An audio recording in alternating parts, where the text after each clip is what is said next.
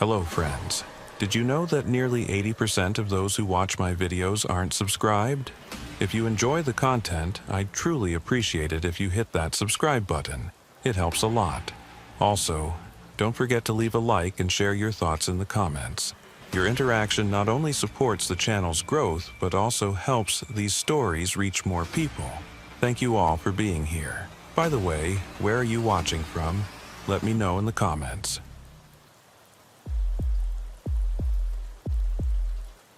The cold metal of the pier bit through my boots as the clock struck 11.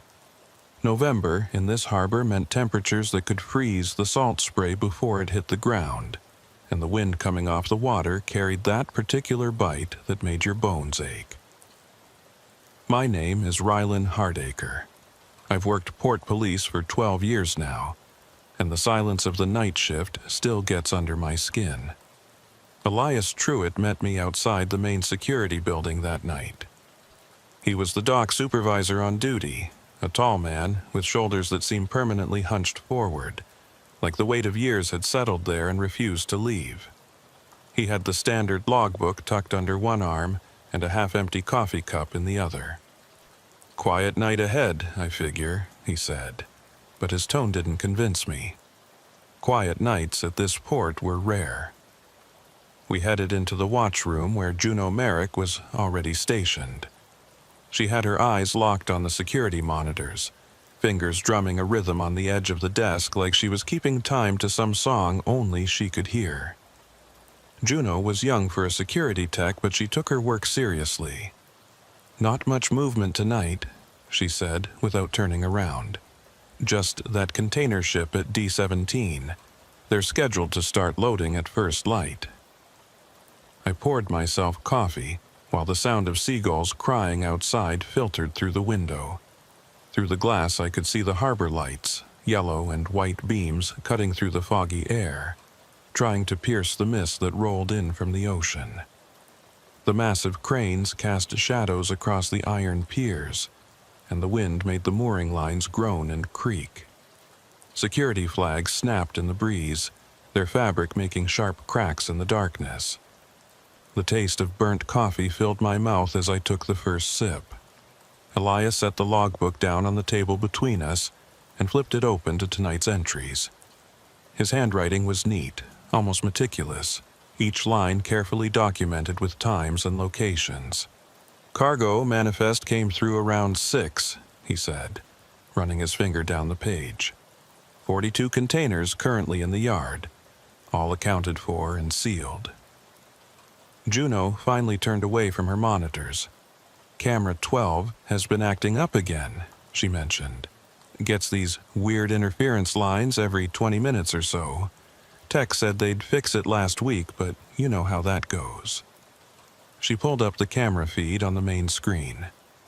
It showed the eastern section of the container yard, rows of steel boxes stacked 3 high, their identification numbers barely visible in the floodlight glow. The radio on my belt crackled with static. I adjusted the volume and heard the harbor patrol boat checking in from their position near the breakwater. Their voices sounded tinny and distant through the speaker. Everything seemed routine, just another November night at the port. But there was something in the air that bothered me. Maybe it was the way the fog seemed thicker than usual, or how the wind had this hollow sound when it moved between the containers. I'd learned to trust my instincts over the years. That feeling in your gut when something wasn't quite right even if you couldn't put your finger on what it was. Elias noticed me staring out the window. "Something on your mind?" he asked. I shook my head and turned back to the monitors. "Just the usual pre-shift nerves," I lied. He nodded like he understood, but I caught him glancing at the fog-shrouded yard with an expression that mirrored my own unease. The next hour passed in relative silence. Juno cycled through the camera feeds while I walked the perimeter of the main building, checking locks and making notes in my own log. The sound of my footsteps echoed off the concrete, mixing with the distant clang of chains from the moored ships. Somewhere in the darkness, a foghorn sounded, low and mournful. When I returned to the watchroom, Juno was leaning closer to one of her screens. "That's weird," she muttered. Elias and I both moved to look over her shoulder. She was reviewing footage from Camera 8, which covered the D-17 section where the container ship was docked. "Look at this timestamp," she said, pointing. The footage showed containers stacked in their designated positions. Nothing seemed out of place at first glance, but Juno rewound the feed and played it again, this time in slow motion. For just a fraction of a second, barely noticeable unless you were really paying attention, one of the containers appeared to shift. Not much, maybe an inch or two, but definitely movement where there shouldn't be any. Elias frowned and reached for the logbook again. He flipped back through several pages, checking something. "What's the container number?" he asked. Juno zoomed in on the feed until the identification number became clear. TCLU 44273889. Elias's frown deepened. "That's not right," he said quietly. I felt that familiar tightness in my chest, the one that came when routine started turning into something else. "What's not right?" I asked. Elias showed me the logbook entry from earlier in the evening. The container in question was listed as TCLU 44273889, same as what we saw on the screen. But there was a second entry, made about an hour later in different handwriting, listing the same position with a different number, TCLU 44273898. The difference was minimal, just one digit changed.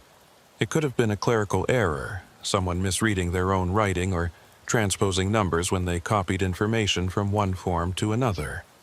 But Elias ran a tight ship when it came to documentation. He didn't make mistakes like that. Juno pulled up the current live feed from Camera 8. The container sat in the exact same position, still showing the number 44273889 on its side. "When was that second entry made?" I asked. Elias checked the timestamp. "About 2200 hours, he said. That was roughly an hour before my shift started. I grabbed my flashlight and radio. "I'm going to walk out there and take a look," I said. Elias started to protest, mentioning something about protocol and waiting until morning, but I was already heading for the door. Juno called after me, saying she'd keep the camera trained on my position. The cold hit me like a wall when I stepped outside. The fog had gotten thicker, reducing visibility to maybe 30 feet in any direction. My flashlight beam didn't penetrate very far into that gray soup.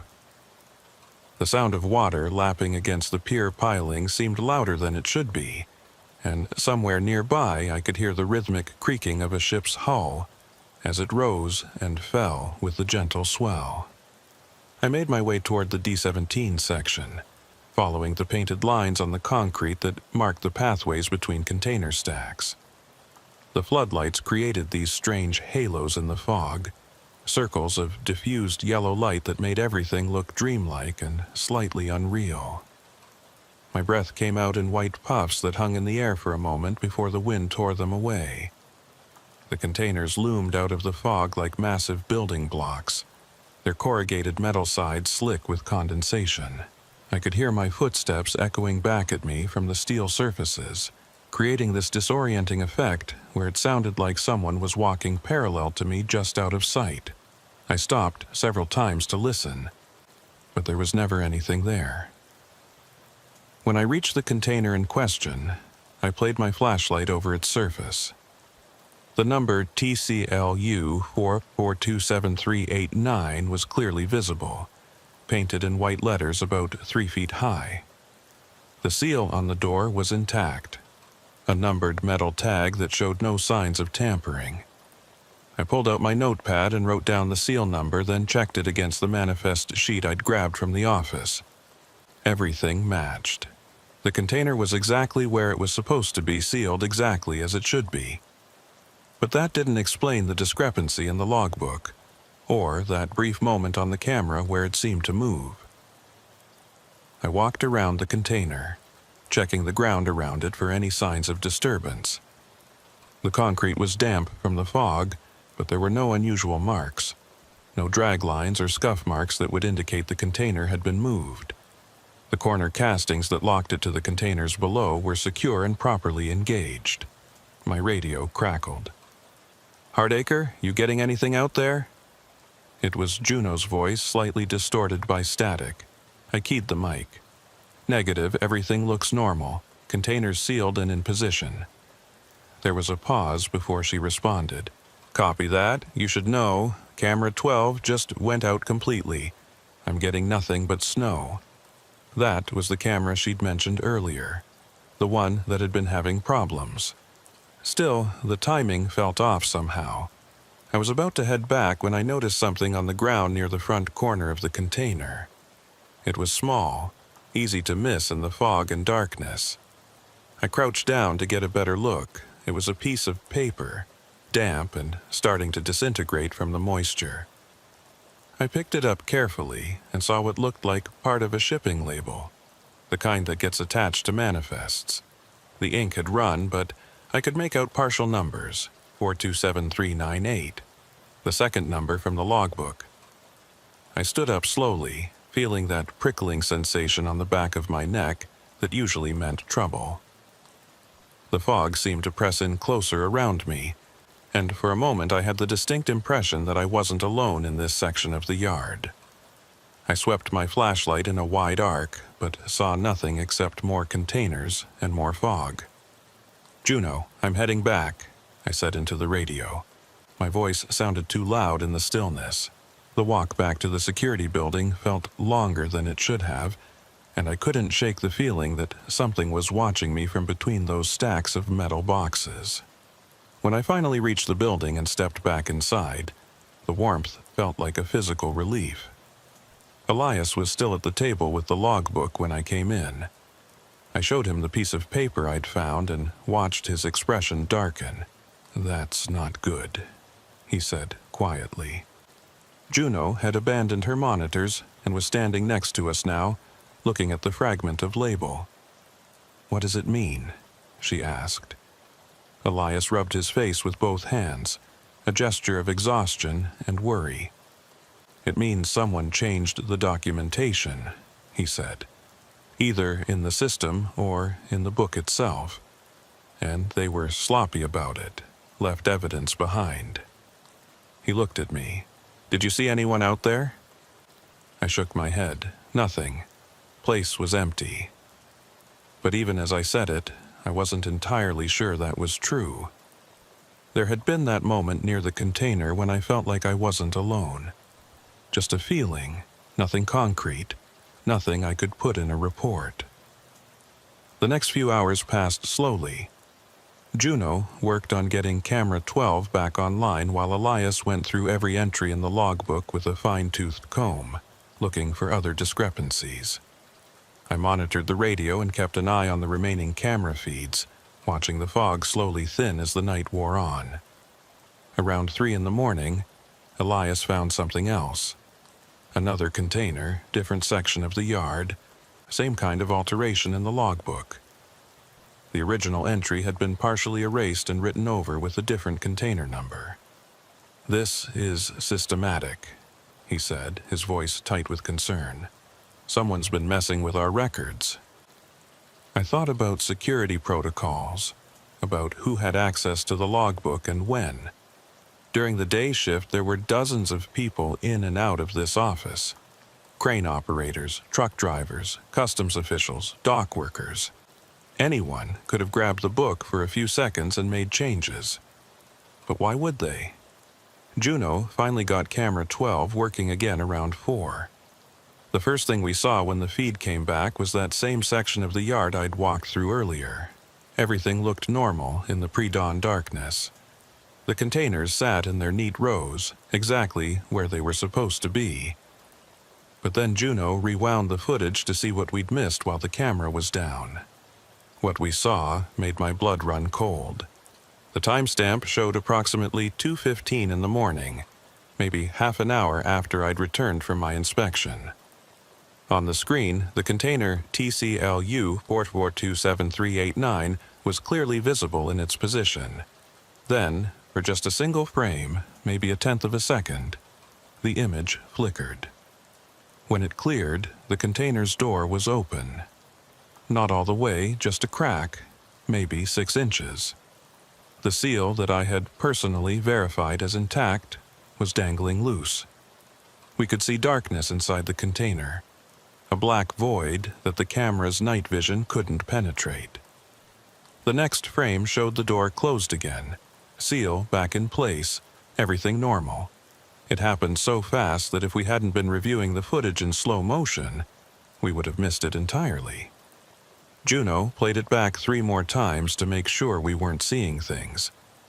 We weren't. Elias picked up the phone to call the harbor master. His hand was shaking slightly as he dialed. I couldn't blame him. In 12 years of working this port, I'd never seen anything like what we were looking at on that screen. The laws of physics didn't allow for containers to open and close themselves in the blink of an eye. While Elias talked on the phone, keeping his voice low and measured, I watched Juno cycle through the other camera feeds. Most showed exactly what you'd expect. Empty yards, parked equipment, the occasional security light creating pools of illumination in the darkness. But camera 8, the one covering D-17, showed something that made me lean in closer. The container was still in position, but there was something on the ground in front of it now, something that definitely hadn't been there when I'd inspected the area earlier. It looked like a puddle of some kind, dark and liquid, reflecting the floodlights above. "Juno, can you zoom in on that?" I asked, pointing to the screen. She manipulated the controls, bringing the image closer. The puddle was roughly circular, maybe 3 feet across, spreading out from directly beneath the container's door. It could have been water, condensation dripping from the metal, but there was something about the way it sat on the concrete, the way the light reflected off its surface, that didn't look quite right. Elias hung up the phone. "Harbor master's coming in early," he said. "Wants a full inspection of that container at first light." He looked at the screen, at the mysterious puddle we were all now staring at. "And he's calling in customs. If someone's been tampering with seals and documentation, this could be a smuggling situation." The radio on my belt crackled to life. It was the harbor patrol boat, the same one that had checked in at the start of my shift. But now the voice coming through the speaker sounded strained, uncertain. Security building, this is Harbor Patrol. We're getting some weird readings on our instruments out here. Compass is spinning. GPS is showing our position is about 3 miles off from where we actually are." I grabbed the radio. "Harbor Patrol, this is Hardacre. Are you experiencing any mechanical issues? Over." The response took a few seconds to come back, and when it did, there was heavy static in the background. "Negative on mechanical issues. Everything was fine until about 5 minutes ago. Then all our electronics started going haywire. We're returning to dock." Juno had pulled up the maritime tracking system on one of her computers. The harbor patrol boat's transponder signal was showing exactly what they'd described. A position reading that put them miles offshore when they were actually just past the breakwater. As we watched, the signal jumped around erratically, appearing in different locations on the map before finally stabilizing near the main pier. The fog was starting to lift as dawn approached. Through the window, I could see the sky beginning to lighten in the east, that deep blue-black of night slowly giving way to the gray of early morning. The floodlights in the yard seemed less necessary now, their yellow glow fading into the growing natural light. Elias made the decision to conduct another physical inspection before the harbor master arrived. This time, all 3 of us went, walking together through the container yard as the sun slowly rose behind us. The puddle we'd seen on camera was still there, but in person it looked even stranger than it had on the screen. It wasn't water. The consistency was wrong, thicker somehow, and it had this faint iridescent sheen to it like motor oil. But it didn't smell like oil. It didn't really smell like anything, which was almost more disturbing than if it had reeked. Juno took out her phone and snapped several photos while I used a pen to prod at the edge of the puddle. The liquid moved sluggishly, reluctantly, like it didn't want to be disturbed. When I lifted the pen, a thin strand of the stuff clung to it for a moment before breaking. Elias was examining the container seal again, and I heard him make a small sound of surprise. "Look at this," he said. The seal was intact, number matching what was in the records. But there were marks on it now that I was certain hadn't been there during my midnight inspection. They looked almost like scratches, thin, parallel lines scored into the metal. They could have been from handling, from the seal being roughly installed. But there were 3 lines perfectly parallel, each exactly the same depth. They looked deliberate. We were about to head back to the security building when I heard it. A sound from inside the container, muffled and distant but unmistakable. It was a metallic scraping, like something being dragged across a steel floor. All 3 of us froze, looking at each other with expressions that probably mirrored my own confusion and growing dread. Elias put his ear against the container's door. We stood there in silence, barely breathing, listening. The sound came again, clearer this time. Scrape, pause, scrape. Rhythmic, deliberate, like something heavy being moved in short increments.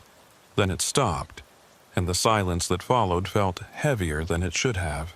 "There's something in there," Juno whispered. Her face had gone pale in the dawn light. Elias checked his watch. "Harbor Master will be here in about 20 minutes, he said. "We wait for him before we open it.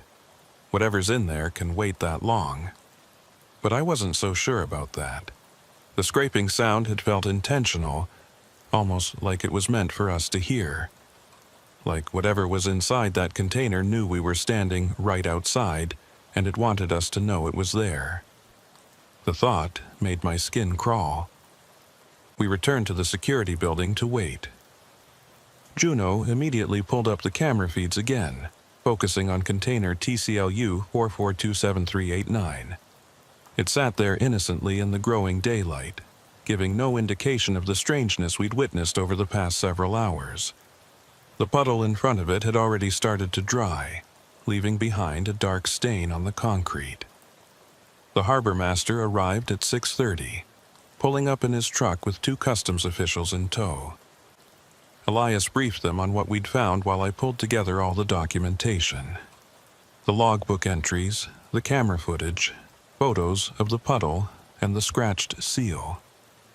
When they saw the video of the container door opening and closing in that single frame, both customs officials exchanged a look I couldn't quite read. We all walked out to D17 together as the sun finally cleared the horizon. The morning shift was starting to arrive. Crane operators and dock workers beginning their day. None of them knew what we were about to do, what we might find inside that container. The harbor master had brought bolt cutters for the seal.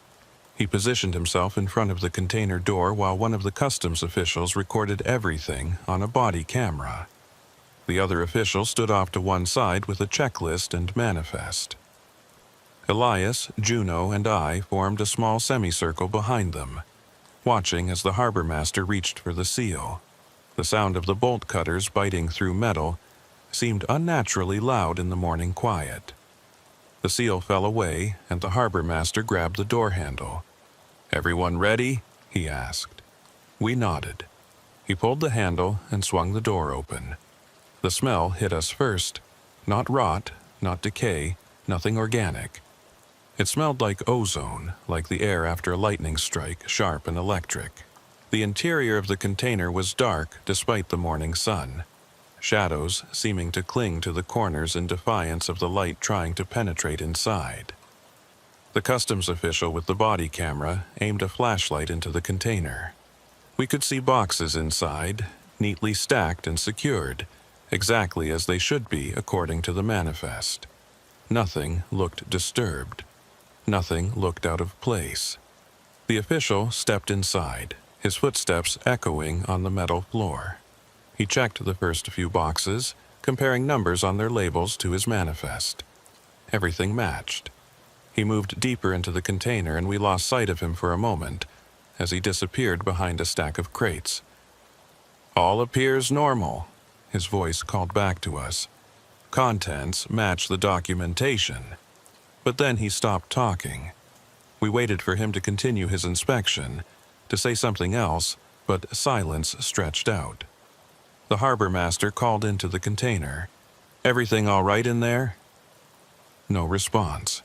He called again, louder this time. Still nothing. The second customs official started forward, but the first one suddenly reappeared from behind the crates. His face was pale, and there was sweat on his forehead despite the cold morning air. "We need to seal this back up," he said. His voice was steady, but I could hear the strain underneath it. "Right now." The harbor master started to argue, but the official cut him off.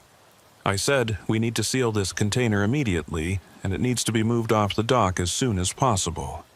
I'll file the paperwork when we get back to the office." He wouldn't meet anyone's eyes as he climbed out of the container and moved away from it quickly. Something in his tone made it clear this wasn't up for discussion. The harbor master looked confused, but he ordered everyone to back away from the container. A new seal was brought, installed, and documented. The whole time, the customs official who'd been inside stood apart from us, staring at the container with an expression I couldn't quite identify. When the paperwork was done and the harbor master's truck had driven away, Elias pulled me aside. "Did you see his hands?" he asked quietly. I shook my head. "They were shaking," Elias said. "Whatever he saw in there scared him badly enough that he's not even willing to talk about it." The rest of the day passed in a blur of reports and phone calls. The container was scheduled to be loaded onto the ship that evening and moved out with the tide. Camera 12 developed interference problems again right around noon and stayed down for almost an hour. When it came back online, Juno noticed something that made her call me over to look. The container had moved. Not much, maybe 3 or 4 feet from its original position. But it had definitely shifted. No cranes had been operating in that section of the yard. No equipment had been near it. Yet there it sat, subtly out of alignment with the others around it, like something had pushed it from the inside. We checked the cameras from every angle, reviewed all the footage from the hour camera 12 had been down. Nothing showed how or when the container had moved. It was simply in one position when the camera went dark and in a different position when it came back online. Elias checked the logbook one final time before the end of our extended shift. The entry for TCLU or 427389 now showed a third variation in the container number, this one in handwriting that none of us recognized. The entry had been made sometime in the last hour, but no one remembered seeing anyone at the logbook. That evening, I watched from the security building as a crane lifted the container onto the ship. The operation went smoothly. No problems, no delays. The ship's manifest was updated and signed. By 8 p.m., the vessel had departed the harbor, taking container TCLU 4427-389 with it. I should have felt relieved to see it go. Instead, I felt unsettled, like we'd just passed something dangerous along to someone else without warning them. Juno had gone home hours earlier, too exhausted to stay for the loading. Elias stood next to me at the window, both of us watching the ship's lights fade into the distance. "What do you think was in there?" I asked him. He was quiet for a long moment before answering. "I don't think I want to know," he finally said.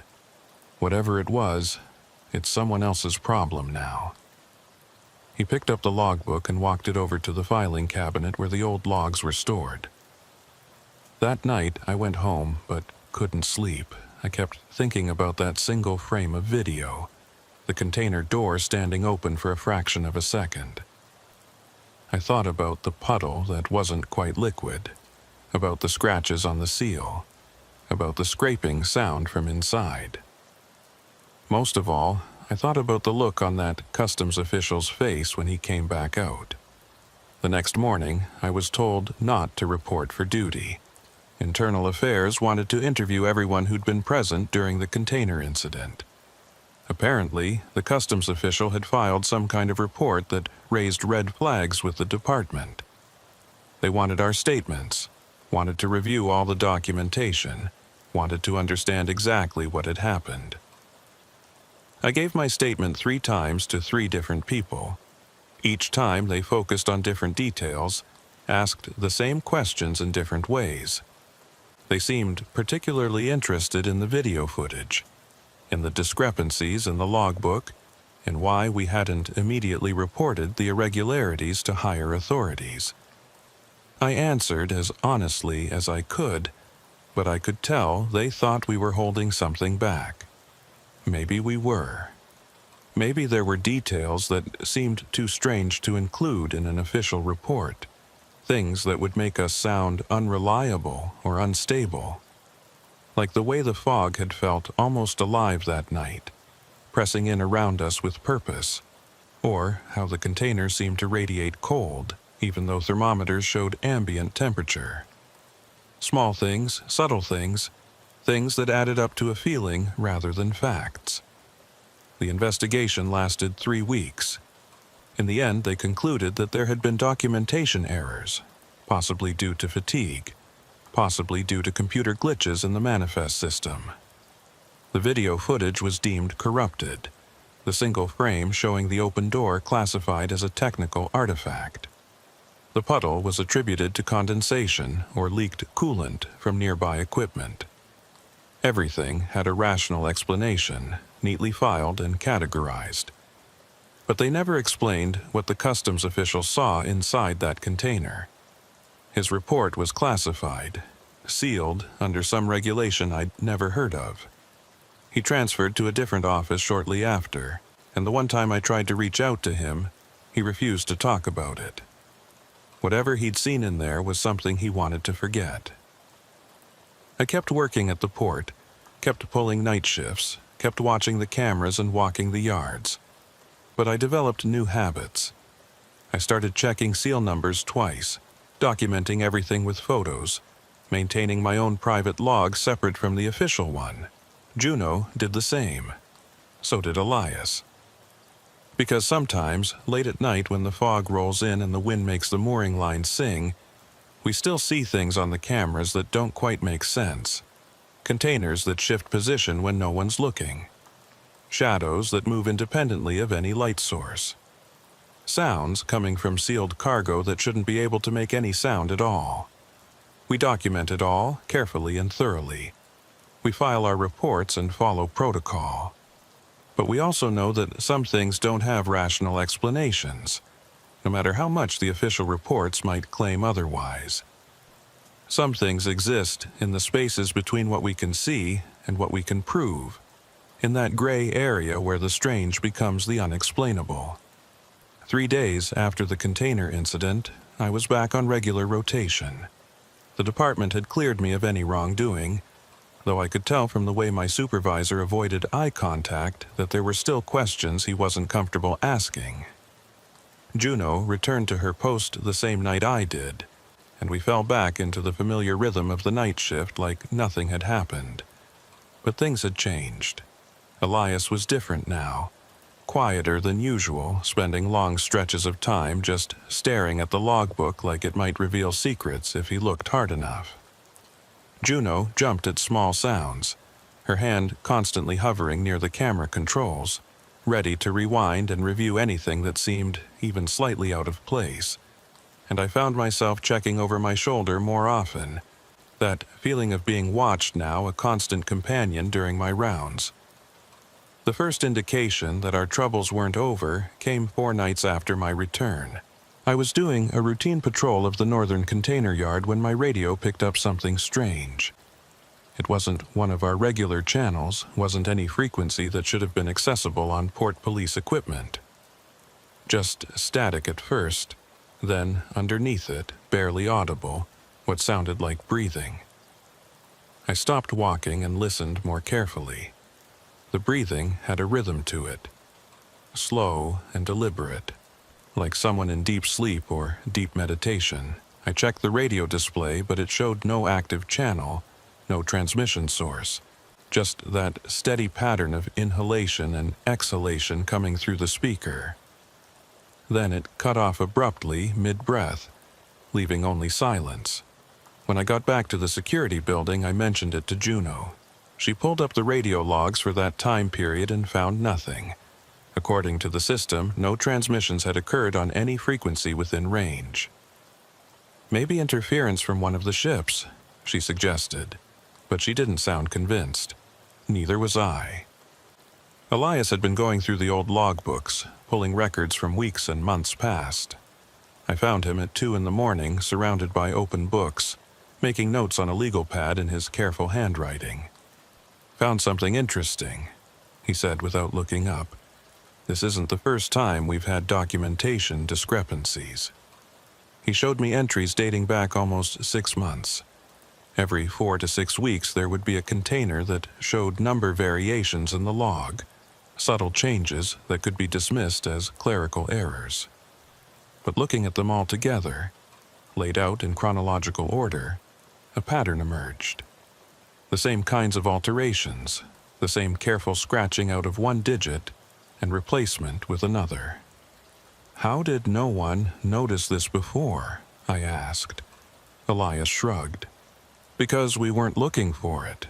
Each incident was handled individually, explained away, forgotten, but put them all together." He trailed off, gesturing at the notebooks. "Put them all together, and it looked like something systematic, something intentional." I started helping him document the pattern. We created a timeline, marking each incident, noting which section of the yard it occurred in, which shift was on duty. What we found was disturbing in its consistency. Every incident happened during the night shift. Every container in question was in the same general area of the port.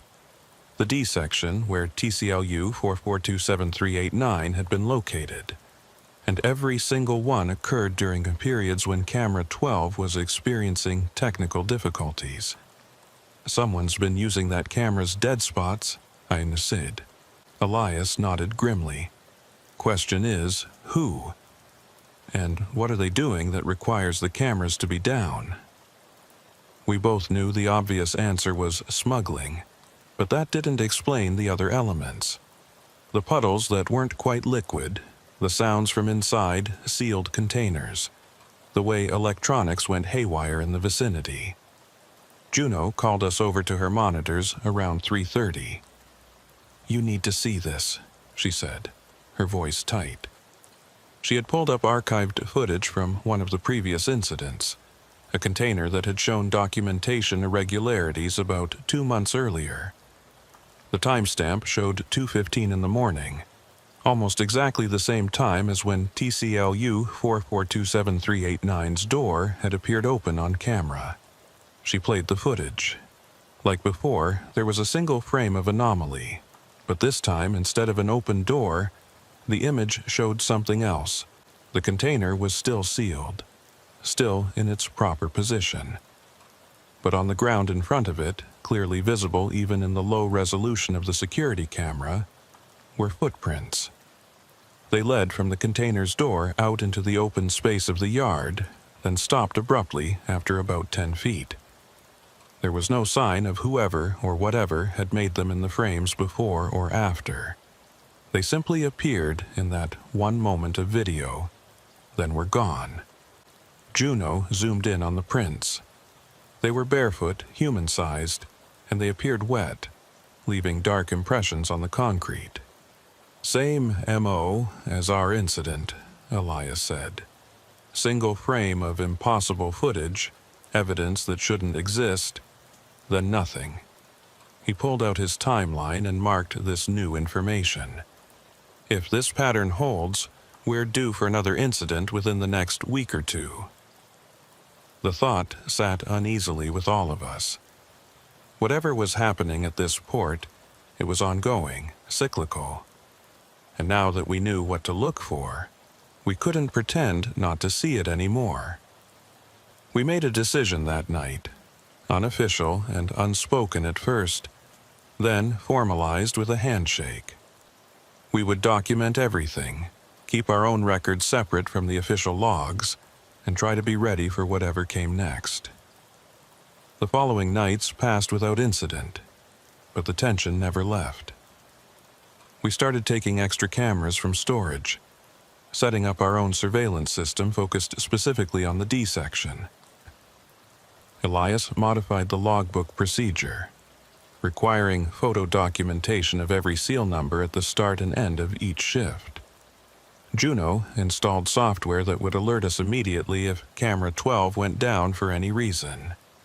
On the 6th night after our decision to actively investigate, we got our first hit. At exactly 2:13 in the morning, camera 12's feed cut to static. Juno's alert system started shrieking, and all three of us converged on her station. The camera had gone down, and according to the diagnostic data, it wasn't a technical malfunction. Something was actively jamming the signal.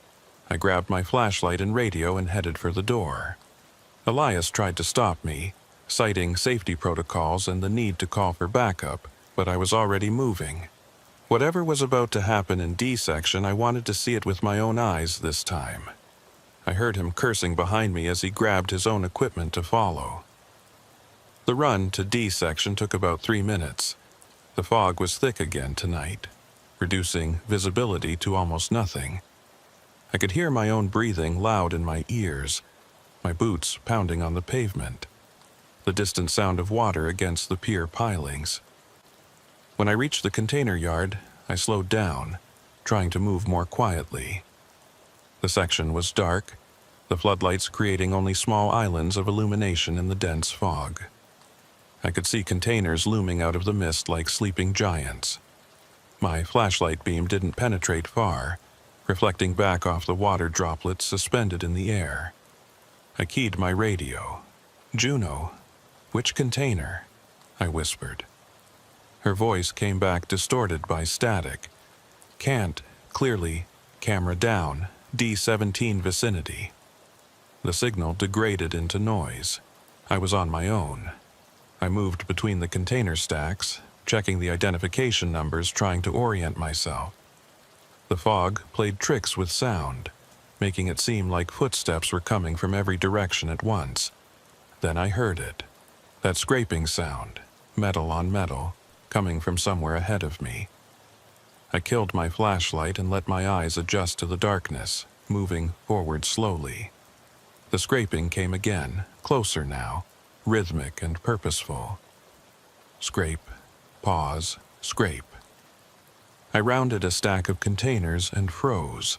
There, in front of me, was a container with its door standing wide open. The seal lay on the ground, cut cleanly through. But there was no one around, no equipment, no sign of how the seal had been breached. The container's interior was pitch black, a rectangle of absolute darkness that seemed to absorb what little light there was. The scraping sound came again, and this time I could tell it was coming from inside the container. Something was moving in there, shifting around in the dark. My hand went to my radio automatically, but I hesitated. What would I report? That I'd found an open container with something inside making noise?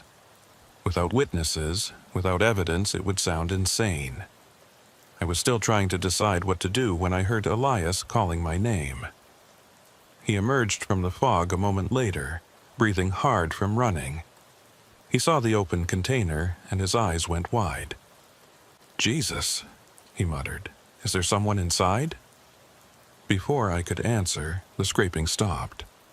The silence that followed felt worse somehow, pregnant with expectation. We stood there in the fog and darkness, staring at that open container, waiting for something to happen. My heart was hammering so hard I could feel it in my throat. Then we heard it. Footsteps, slow and deliberate, coming from inside the container. They were moving toward the opening, toward us. I reached for my sidearm, thumbing off the safety. Elias had his flashlight up.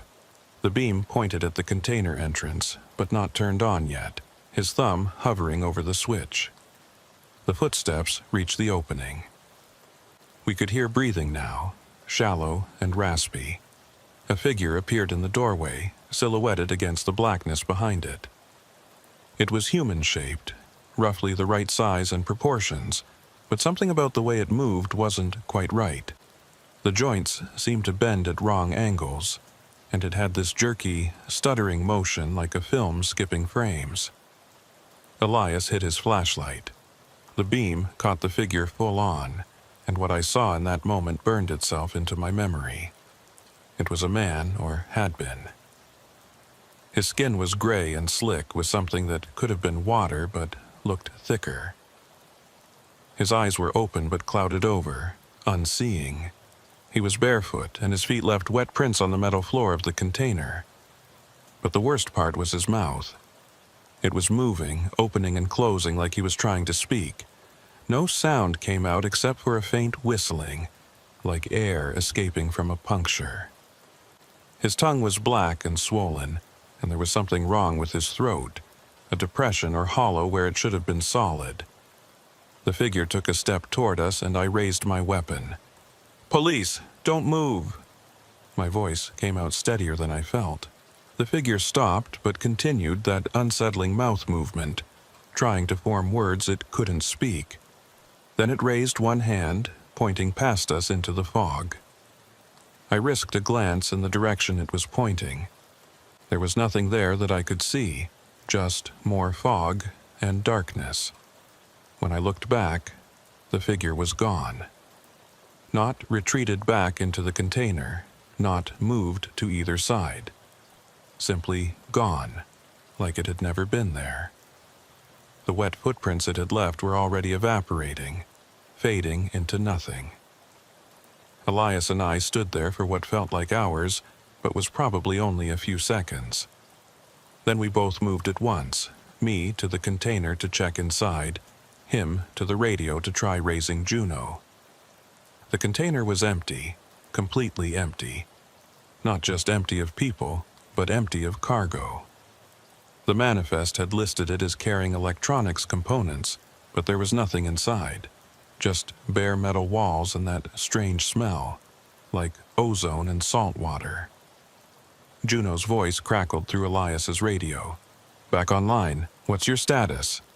Elias reported what we'd found, his voice carefully neutral, sticking to facts. Open container, seal cut, no cargo inside, no suspects in the vicinity. He didn't mention the figure we'd seen.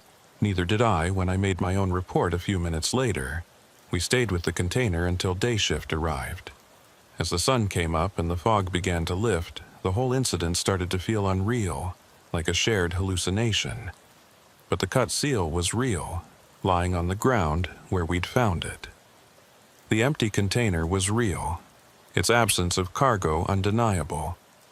And when we checked the manifest, we found the same kind of alteration in the container number that had plagued the previous incidents.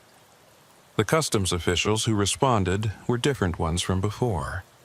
They inspected the empty container, documented the missing cargo, and initiated a theft investigation. They seemed satisfied with the explanation that someone had stolen the contents overnight, using the fog as cover. The cut seal supported that theory, as did the lack of any other evidence. But Elias pulled me aside before the officials left. "The serial number on that seal," he said quietly.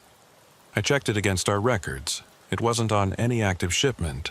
That seal was from a container that was logged as shipped out 6 weeks ago."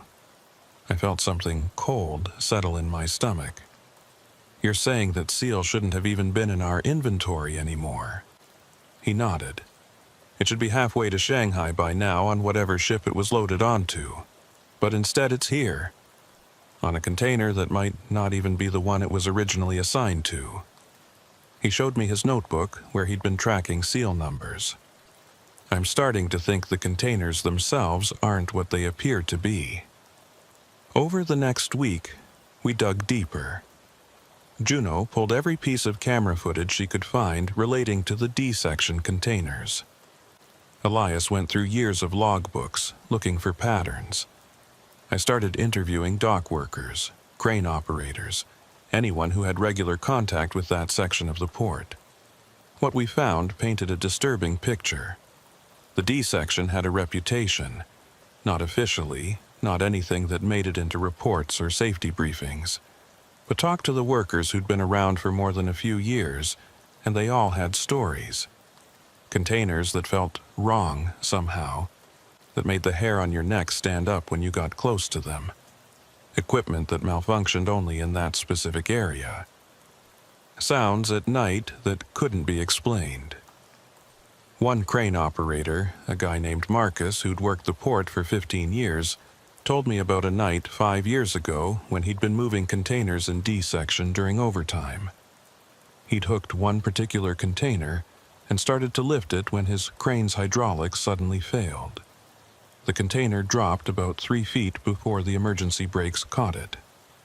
"That's not the weird part," Marcus said. "The weird part was what happened after. I climbed down to check the damage, make sure the container hadn't split. When I got close to it, I could hear something inside. Not cargo shifting, not anything like that. It sounded like breathing. Deep, slow breathing. Like something big was asleep in there." He'd reported it to his supervisor who'd checked the seal and the manifest. Everything was in order. The container was supposed to contain machine parts, metal components that definitely shouldn't be breathing. But his supervisor heard it too, though he never admitted it officially. They ended up loading that container onto a ship that same night, and both of them tried to forget about it. "But here's the thing," Marcus continued. "About a month later, I was working the same section, and I swear I saw that same container again. Same number, same company markings. But that's impossible, right? I watched it leave on that ship. I saw it sail out of the harbor." He shook his head. "I started requesting assignments in other sections after that." I compiled all these stories, all these accounts of strangeness in D section and brought them to Elias. He'd made his own discovery in the old logbooks. The documentation irregularities, the number changes, they went back further than we'd thought. He'd found references in logs from 20 years ago, brief notes about clerical errors, and database glitches that followed the exact same pattern we were seeing now. "This has been happening for decades," he said. "Whatever this is, it's not new. It's just that no one's ever put all the pieces together before because each incident gets handled individually, written off as isolated events."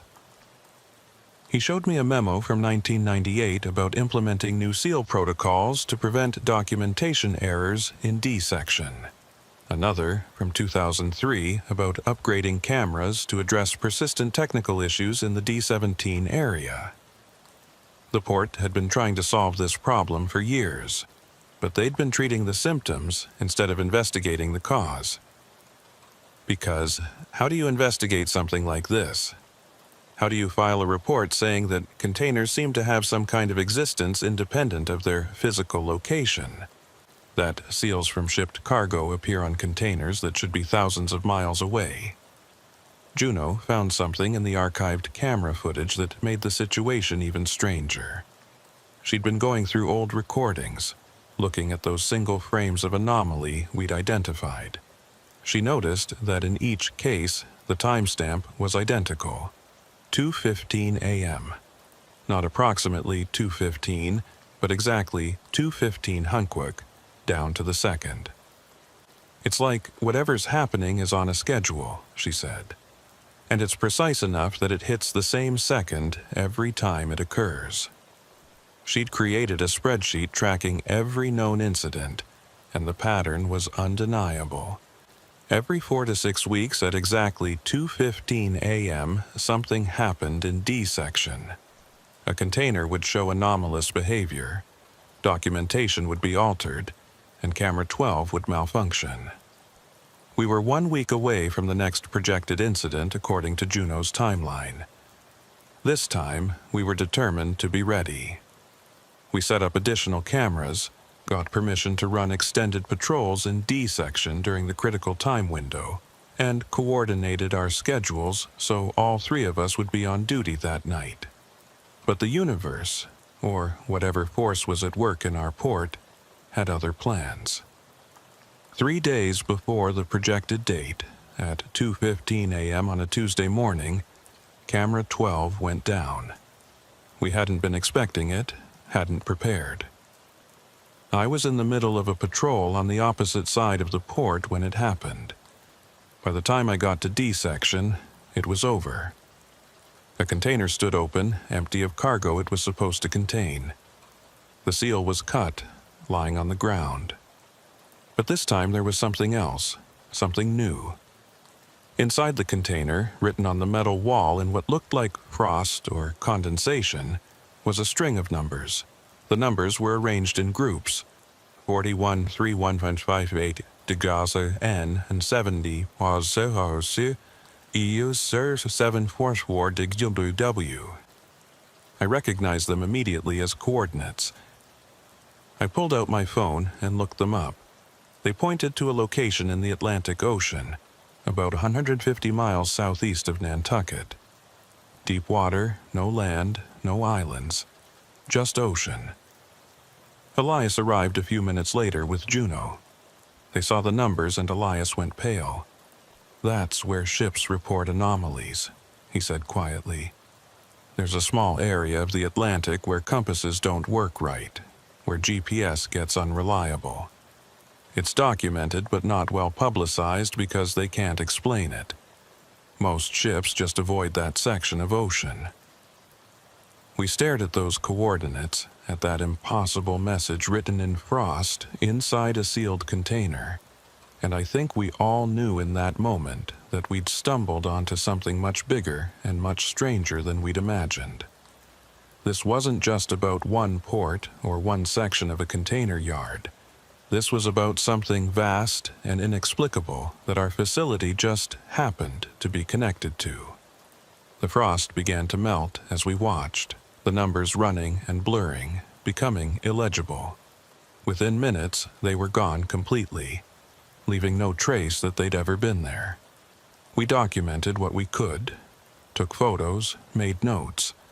But I knew even then that this evidence would be dismissed, explained away, forgotten like all the rest. And I was right.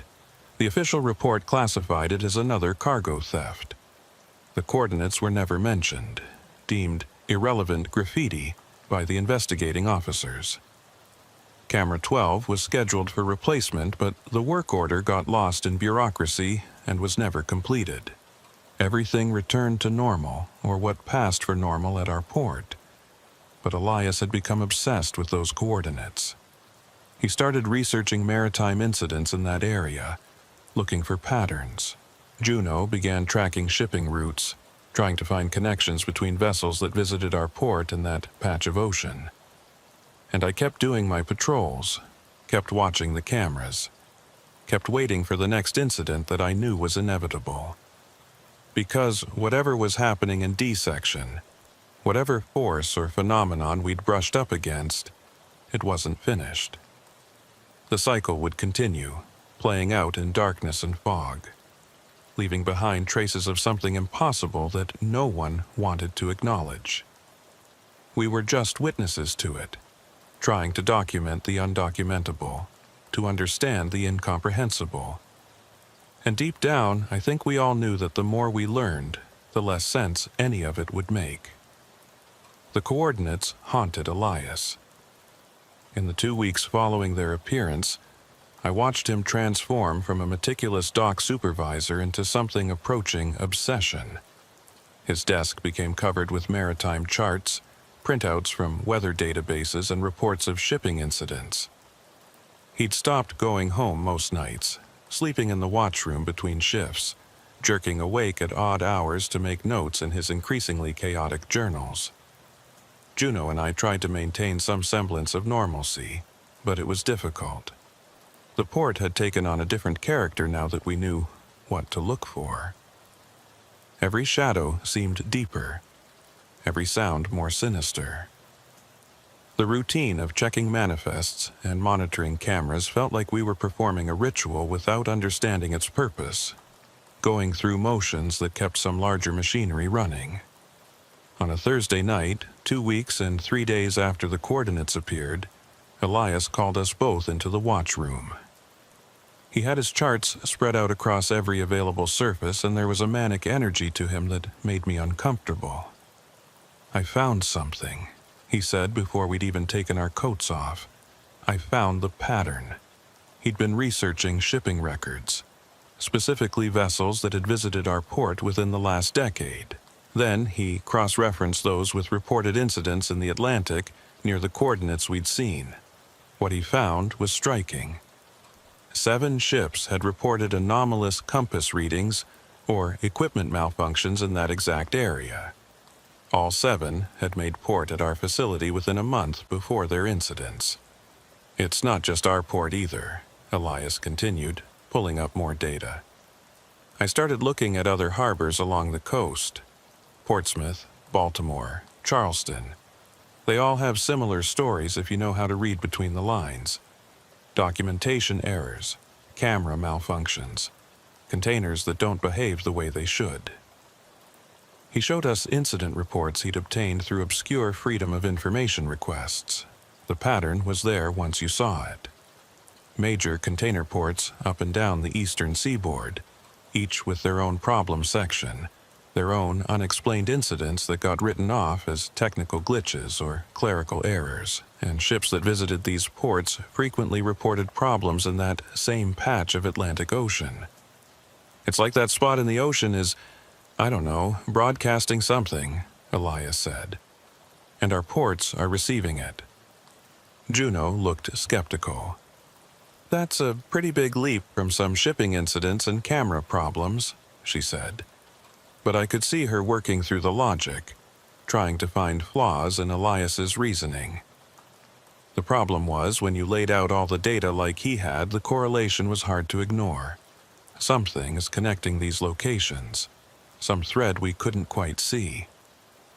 "There's more," Elias said, and pulled out an old newspaper clipping.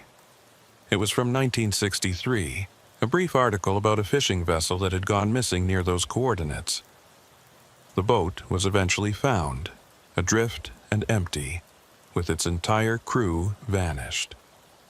The only unusual detail mentioned was that when the Coast Guard boarded it, they found the hold full of water despite there being no apparent breach in the hull. The cargo of fish was gone.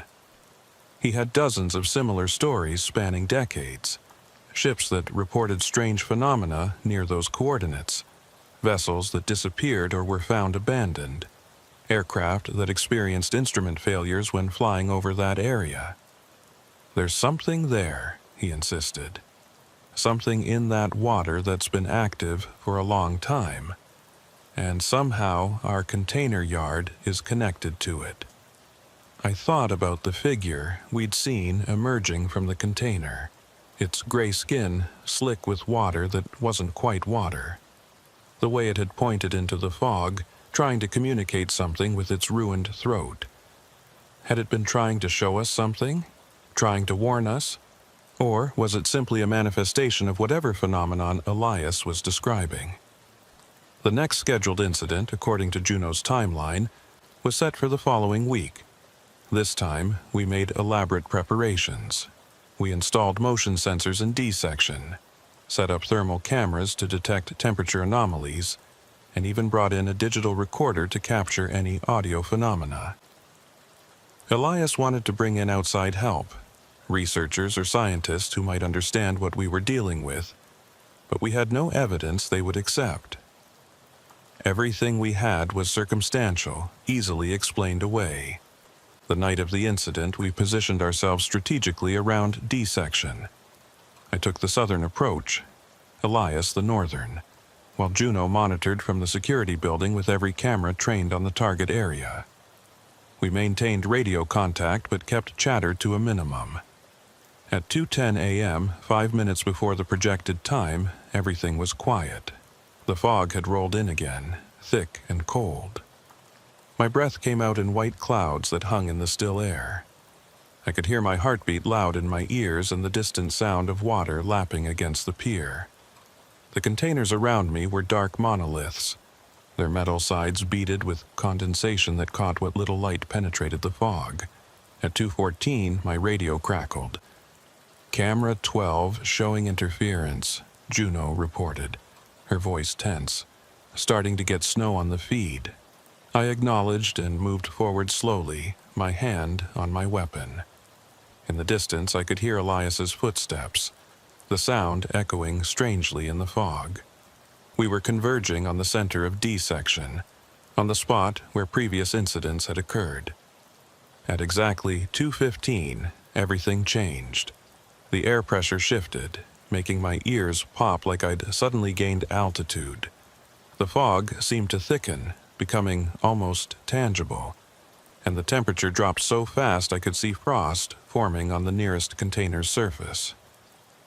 My radio died mid-transmission from Juno cutting her voice off with a burst of static. Then I heard it, not the scraping sound from before, but something else. It sounded like water, a lot of water, rushing and churning like a river in flood. But we were surrounded by concrete and steel, nowhere near the ocean's edge. The sound grew louder, more insistent, and I realized it was coming from inside the containers around me. I reached the center of D section at the same time Elias did. We both stopped, staring at what we'd found. A container sat in the middle of the yard, door wide open. But instead of darkness inside, there was water. It filled the container completely, pressed against the opening like it was behind glass, defying gravity by not spilling out onto the concrete. The water was moving, churning in slow currents that created patterns I couldn't quite follow. And there were things in the water, shapes, pale and indistinct, drifting in those impossible currents. They might have been debris or kelp or something else entirely. I couldn't tell, and some part of me didn't want to look too closely. Elias started forward, but I grabbed his arm. "Don't," I said, though I couldn't articulate why. There was something deeply wrong about that water, something that every instinct I had screamed to avoid. He nodded, and we stood there watching the impossible sight before us. One of the shapes in the water drifted closer to the opening. As it approached, details became clearer. It was humanoid, roughly person-sized and shaped, but bloated and distorted by what must have been long submersion. Its skin was pale to the point of translucence, and I could see dark things moving beneath it that might have been veins or might have been something else. The figure's eyes were open but filmed over with a white membrane. Its mouth moved in that same soundless speech I'd seen before, trying to form words it could no longer speak. Then its hand pressed against the barrier of water, fingers spreading, and I saw that the skin between them was webbed. Elias made a small sound beside me, something between a gasp and a sob. The figure in the water seemed to hear him because its head turned, those clouded eyes focusing in our direction. It raised its other hand and began to write on the water's surface from the inside. The movements left trails that glowed faintly, numbers appearing in luminous lines, more coordinates. But these were different from the first set. These pointed to somewhere else, somewhere even further out in the Atlantic. The figure finished writing and then drifted back into the churning depths of that impossible water, disappearing among the other shapes that moved in the darkness. We stood transfixed until the water began to recede. It didn't drain or spill, it simply decreased, the level dropping steadily until the container was empty again. Just bare metal walls. No sign that gallons of ocean had been suspended there moments before. The door swung shut on its own, the seal somehow intact despite never having been cut. My radio sputtered back to life. "Reading you? Hardacre? Truett, what's your status?" Juno's voice was frantic with static. Elias grabbed his radio. "We're here. We're both here. What did you see on the cameras?" There was a pause. "Nothing," Juno said. Camera 12 went down at 2:15 exactly, stayed down for about 90 seconds, then came back up. When it did, you were both just standing there in the middle of the section. What happened? Elias and I looked at each other. What could we tell her? That we'd witnessed water-defying physics? That we'd seen what looked like drowned corpses floating inside a sealed container? That something had written coordinates from beneath an impossible ocean? It sounded insane even in my own head. "False alarm," Elias said into the radio, his voice carefully neutral. "Must have been a sensor glitch. We're heading back." He clipped the radio to his belt and looked at me. "No one can know about this. They'll think we've lost our minds." But I'd already pulled out my phone and photographed the coordinates while they were still visible. The picture showed nothing but an empty container and fog. The glowing numbers didn't appear in the image. I'd expected as much, but the disappointment still hit hard. No evidence, no proof, just our word against the rational explanation that we'd imagined it all. We walked back to the security building in silence. Juno met us at the door, concern written all over her face. "You both look like you've seen a ghost," she said. Elias tried to smile, but it came out wrong, more like a grimace. "Just cold," he said. "Fog gets into your bones." The rest of the shift passed in a blur. We went through the motions of our duties, but my mind was elsewhere, trying to process what I'd witnessed. When day shift finally arrived to relieve us, I was exhausted, but knew I wouldn't be able to sleep. Elias looked the same, that manic energy still burning behind his eyes. "We need to find out what those new coordinates point to," he said as we walked to our cars. I'd committed them to memory even though the photograph hadn't captured them. Whatever this is, it's trying to show us something. Maybe if we understand what's at those locations, we can figure out what's happening here. I looked them up when I got home, sitting at my kitchen table with coffee growing cold in my cup. The new coordinates pointed to an area of the Atlantic about 400 miles east of the first location. According to nautical charts, it was even deeper water, a section of ocean floor that dropped away into an underwater canyon. A search for incidents in that area turned up less than I'd hoped. It was further from shipping lanes, less traveled, but there were a few reports, mostly from research vessels. One from 2011 mentioned equipment malfunctions and unusual sonar returns. Another from 2019 described bizarre ocean currents that didn't match any known pattern. Most interesting was a report from a deep-sea survey conducted in 2016. The research vessel had been mapping the ocean floor when their instruments detected what they described as structural anomalies on the canyon wall. The description was vague, carefully worded, but reading between the lines it sounded like they'd found something down there that didn't fit their understanding of natural geological formations. The survey had been cut short due to equipment failures. Multiple instruments had malfunctioned simultaneously, and the ship's navigation systems had experienced what the report called unprecedented interference. They'd left the area and never returned to complete the mapping.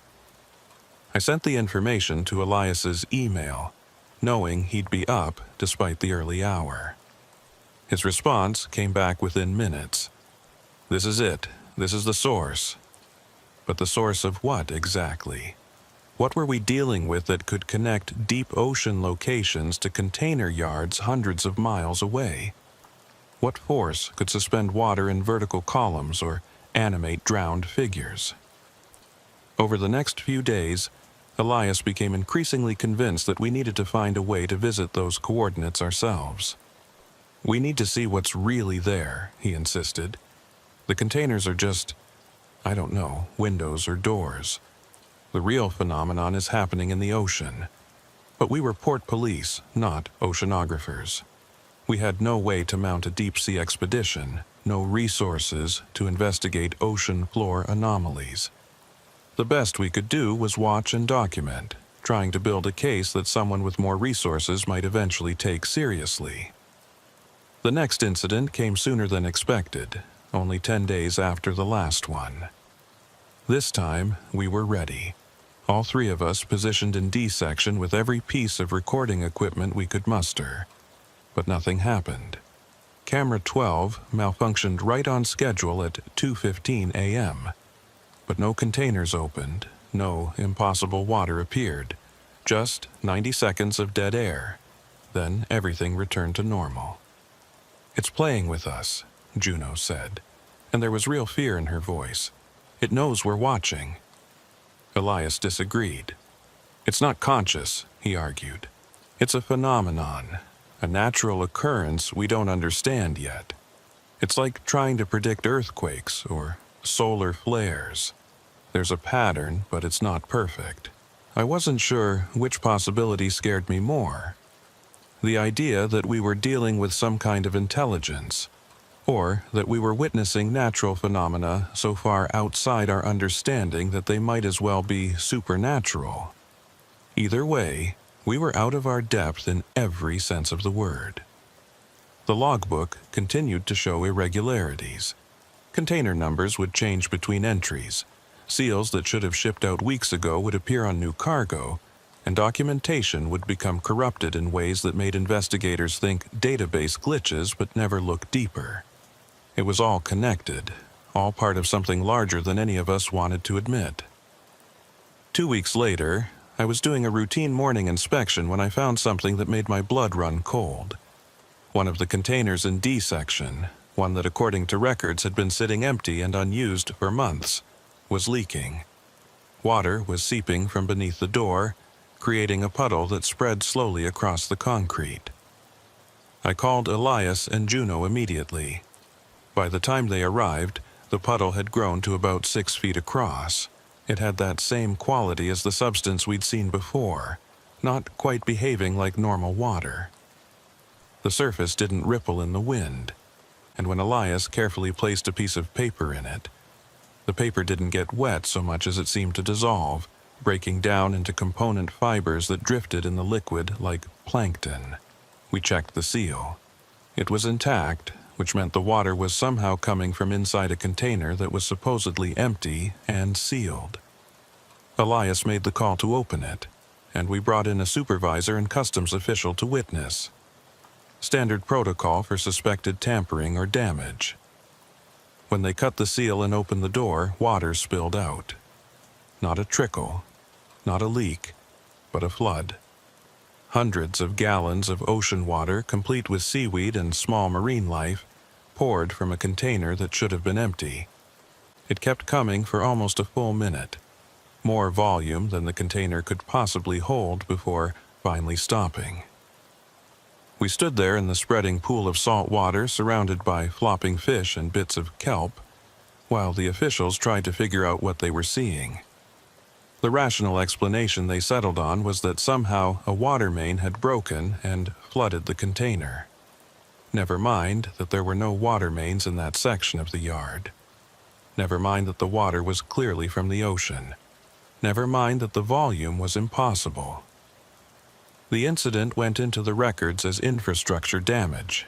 The container was cleaned and returned to service, and life went on. But Elias knew, Juno knew, and I knew what we'd really witnessed. The ocean was bleeding through somehow, seeping into our world through these containers that served as conduits or portals or whatever you wanted to call them. That night I had a dream. I was standing on the deck of a ship in the middle of the Atlantic Ocean. The water around me was black and flat, like oil, reflecting nothing. In the distance I could see lights beneath the surface, arranged in patterns that might have been cities or might have been something else entirely. As I watched, containers began rising from the depths. They surfaced slowly, water streaming from their sides, and I could see figures inside them through gaps in the metal, pale figures with webbed hands and clouded eyes, all trying to speak, all reaching toward the surface. And I understood, somehow, that they weren't dead.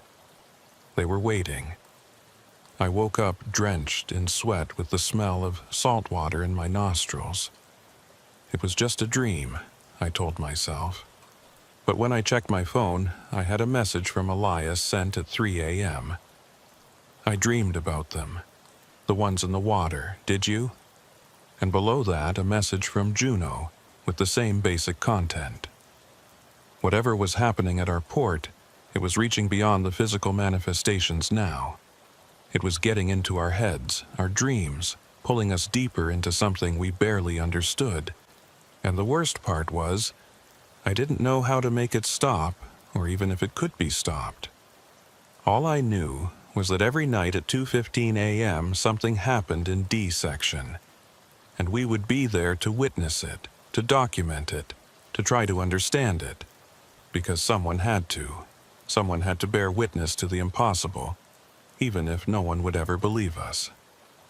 3 months after the coordinates first appeared, Elias stopped coming to work. No call, no message, just absence. His apartment stood empty when I went to check on him, mail piling up in the box outside.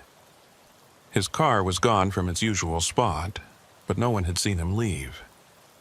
It was like he'd simply evaporated into the fog that perpetually hung over the port. Juno and I filed a missing person report, but the investigation went nowhere. The police found no evidence of foul play, no indication of where Elias might have gone. His bank account showed a large cash withdrawal the day before he vanished, and his phone had been turned off shortly after. One detective suggested he'd just decided to leave, start over somewhere else. I didn't believe it.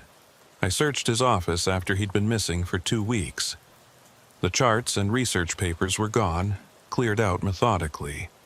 But I found his personal journal wedged behind a filing cabinet where it must have fallen unnoticed. The last entry was dated the night before he disappeared, and it explained everything. I figured it out, he'd written in his precise handwriting. The coordinates aren't just locations. They're depths, layer upon layer descending into the ocean. Each set of numbers leads deeper, further down, and I think there's a bottom, an endpoint where whatever this is originates. I'm going to find it. I've chartered a boat. If I'm right, I'll finally have proof of what we've been seeing. If I'm wrong, well, at least I'll know. He'd included coordinates again, a third set that we'd never witnessed appearing in the containers. These pointed to a spot even further out in the Atlantic, in water so deep that conventional diving was impossible. He'd written notes about specialized equipment, deep-sea submersibles, the name of a research company that rented them to private individuals. He'd been planning this for weeks. I showed the journal to Juno. She read it in silence, her face growing paler with each page. "He went alone," she said finally. "He didn't tell us because he knew we'd try to stop him." She was right, we would have. The idea of diving into deep ocean, based on coordinates provided by something that manifested in our container yard, was insane. But Elias had been past the point of rational decision-making. We tried to track the boat he'd chartered. The company confirmed he'd rented a research vessel for 2 weeks, paid in cash, and departed from a marina in Massachusetts. They'd lost contact with the boat after 4 days. Coast Guard had been notified, but the search had turned up nothing. The ocean had swallowed Elias and his quest for answers. The incidents at the port continued, maintaining their irregular schedule. But now, when I witnessed them, I wondered if somewhere deep in the Atlantic, Elias was seeing the other side. Was he down in those dark waters, discovering the source while we witnessed the effects? The thought should have been comforting, but it wasn't. Camera 12 was finally replaced, the old unit removed and sent to electronics recycling. The new camera worked perfectly for exactly 2 weeks before developing the same interference issues. Juno tried everything. New cables, different frequencies, complete system resets. Nothing helped. At 2:15 a.m. every few weeks, the camera would malfunction for precisely 90 seconds. I started checking the containers in D section during my patrols, looking for signs of the impossible leakage we'd witnessed before. Most nights I found nothing, but occasionally I'd discover evidence. Wet spots that dried into salt crusts, dead fish in places fish had no business being, that distinctive smell of deep ocean that hung in the air like a memory. The logbook irregularities became so common that the Port Authority just accepted them as a quirk of the system. They hired a digital consultant who blamed old software and promised to fix everything with an upgrade. The upgrade changed nothing. Container numbers still shifted between entries. Seals from shipped cargo still appeared on new containers, and documentation still became corrupted in ways that made no sense. 4 months after Elias disappeared, we got a call from the Coast Guard. They'd found the research vessel he'd chartered, adrift about 600 miles offshore. The boat was intact, engines functional, but completely abandoned. No sign of Elias or the crew he'd hired. The submersible he'd rented was gone, deployed, but never recovered. The boat's log ended abruptly mid-entry.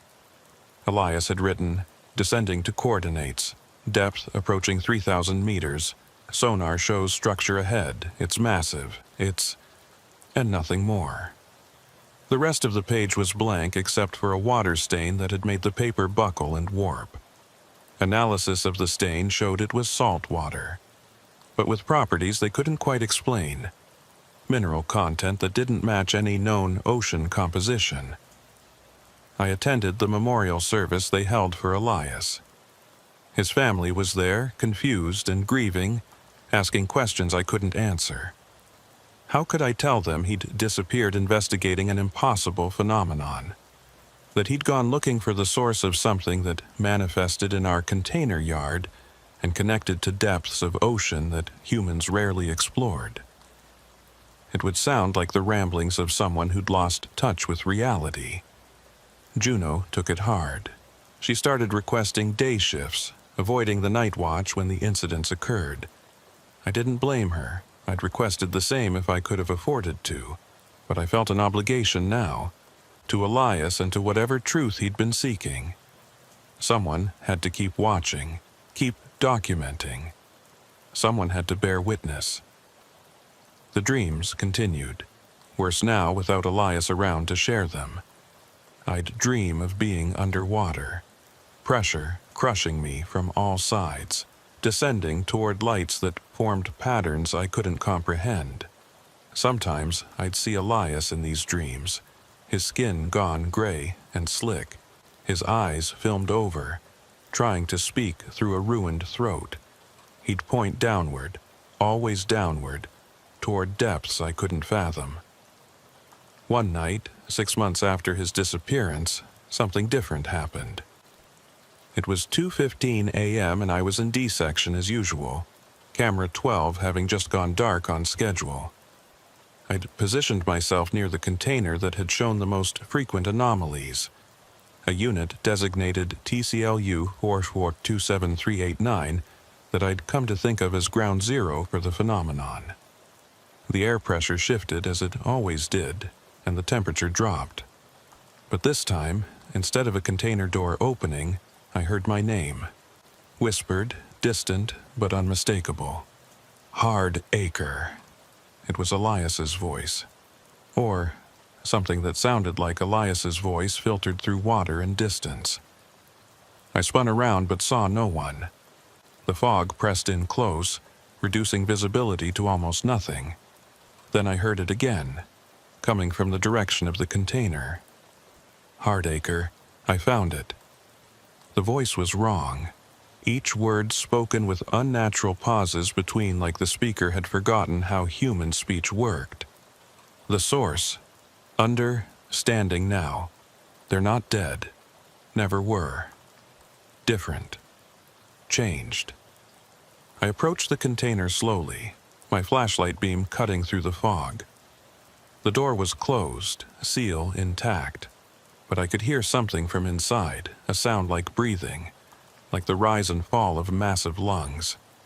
"Elias," I called out, my voice sounding small in the darkness. "Where are you?" "Everywhere," the voice responded. and I realized it wasn't coming from the container at all. It was coming from all around me, from the fog itself. The ocean, the containers, the connection. 3,000 meters down, city, not built, grown. They've been there so long, waiting. The fog swirled in patterns that almost looked deliberate, forming shapes that might have been letters or symbols. I tried to make sense of what I was hearing, what Elias, or the thing pretending to be Elias, was trying to tell me. "What do you want?" I asked. There was a long pause, filled only with that rhythmic breathing sound. Then, "To show you what I learned. The containers are doors. Open them, all of them, let them through." The voice had taken on a quality that definitely wasn't Elias anymore. It was older, deeper, resonating with harmonics that made my bones ache. "No," I said, backing away from the container. "I don't think so." The fog surged toward me and I felt cold that had nothing to do with temperature. It was the cold of deep ocean, of pressure and darkness that human bodies weren't meant to endure. "We're not dead," the voice insisted, louder now. "Changed, adapted, better now. You could be too. All of you." I ran. Not proud of it, but I ran back to the security building while that voice called after me, making promises and threats in equal measure. When I burst through the door, gasping for breath, I found Juno at her station staring at the monitors. Camera 12 had come back online. "Did you hear that?" I demanded. She looked at me with concern. "Hear what?" "The cameras were down. I didn't see or hear anything." I grabbed the timestamp and reviewed the footage from the other cameras that covered D section. They showed me standing alone in the fog, talking to no one, then running back to the building. No voice, no swirling patterns in the fog, nothing. But I knew what I'd experienced. Whatever had happened to Elias down in those depths, it had changed him, merged him somehow with the phenomenon we'd been witnessing. And now it was trying to use him, use his voice to manipulate me into doing something that every instinct screamed would be catastrophic. I filed my report, carefully omitting the parts about voices in the fog. Already I could imagine how it would be received. Stress, overwork, grief over my missing colleague manifesting as auditory hallucinations. Maybe they'd be right. Maybe I was losing my grip on reality, spending too many nights in the fog watching for impossible things. But the next morning, I found proof I couldn't dismiss. On the ground in front of the container where I'd heard Elias's voice, someone had written in salt, "Depths Calling." The letters were perfect, precise, formed from crystallized salt that had somehow been arranged on the concrete. By the time I'd retrieved a camera to document it, the morning wind had scattered it beyond recognition. Juno handed in her resignation a week later. "I can't do this anymore," she told me. "Whatever's happening here, it's beyond us. We're not equipped to deal with it, and I don't think anyone is." She'd accepted a position at an inland facility, as far from the ocean as she could get. I wished her well and meant it. She was making the smart choice. I kept working the night shift, now alone in the security building during those pre-dawn hours when the incidents occurred. The Port Authority stopped replacing my partners after 3 different officers requested transfers within their first month. Word had gotten around that D section was a bad assignment. People talked about it in the same tones they used for accident sites or places where someone had died. Haunted, they'd say. That section's haunted. They weren't entirely wrong. Every incident now brought new manifestations. I'd find objects in the containers that couldn't possibly be there, deep-sea creatures that couldn't survive surface pressure, equipment marked with manufacturer names that didn't exist, documents written in languages I didn't recognize. All of it would disappear by the end of my shift, returning to wherever it had come from. The dreams evolved. Now, instead of just descending toward those underwater lights, I'd sometimes reach them. I'd see what Elias must have seen. structures of impossible geometry, grown rather than built, massive and ancient beyond reckoning, and I'd see the inhabitants, if that's what they were. Figures that had once been human but had adapted to the crushing pressure and permanent darkness, changing over generations into something new. They weren't hostile in my dreams, just curious, watching me with those filmed-over eyes trying to communicate with mouths that no longer formed words. They wanted something from us, from the surface world. Not invasion or conquest, connection, understanding, a way back, maybe, or a way forward. The dreams never made it clear. 1 year to the day after Elias disappeared, I received a package at the port office. No return address, no indication of who sent it. Inside was a waterlogged journal and a USB drive. The journal was Elias's, the one he must have taken with him on the research vessel. Most of the pages were destroyed by water damage, but a few entries survived. Day 4. Found it. The structure is beyond anything I imagined. It extends for miles along the canyon wall, grown from the rock itself. Bioluminescent markings that might be writing or might be naturally occurring. I'm going down. Day 5 made contact. They're not what I expected. They were human once. Ship went down here in 1843. Crew survived in air pockets in the wreck. Pressure and isolation changed them, adapted them. They've been here for generations. The last legible entry. They want to come back. Not all the way, they can't survive up there anymore. But the interface, the containers, they can exist partially, between worlds. They just want to be remembered, to be known. I'm going to help them. The USB drive contained video footage from the submersible's cameras. I watched it alone in the security building at 2:15 a.m., the time when the barrier between their world and ours seemed thinnest. The video showed what Elias had described. Massive structures grown into the canyon wall, covered in lights that pulsed in patterns that almost seemed like communication. And I saw them, the changed ones. They moved through the water with an eerie grace, no longer fighting the pressure, but part of it. Some still wore remnants of clothing from their previous lives, fragments of 19th century uniforms, bits of chain and brass. They had built a society down there in the crushing dark, evolving and adapting over generations into something that could survive where humans shouldn't be able to exist. The video ended with Elias removing his helmet inside the submersible. His voice, still recognizably his. I understand now. The containers, the manifests, the numbers changing. It's them trying to communicate.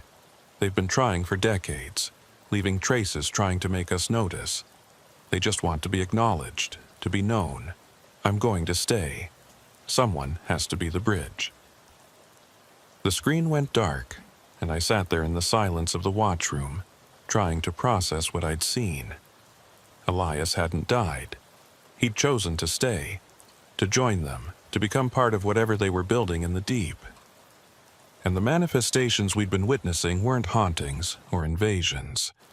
They were communications, reaching up from the depths, trying to establish contact with a world that had forgotten them. I keep the USB drive locked in my desk. I've never shown it to anyone, never filed an official report about it. What would be the point? No one would believe it, and even if they did, what could be done? You can't evict something from the ocean floor. You can't stop a phenomenon that's been occurring for decades, and will probably continue for decades more. So I keep working my shifts, keep watching for the incidents, keep documenting what can't be explained. The containers still shift when no one's looking. Camera 12 still malfunctions at exactly 2:15 a.m.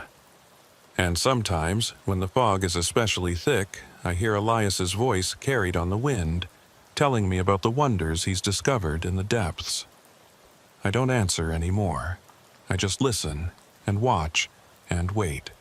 Because that's all any of us can do when confronted with something too vast, and strange to comprehend.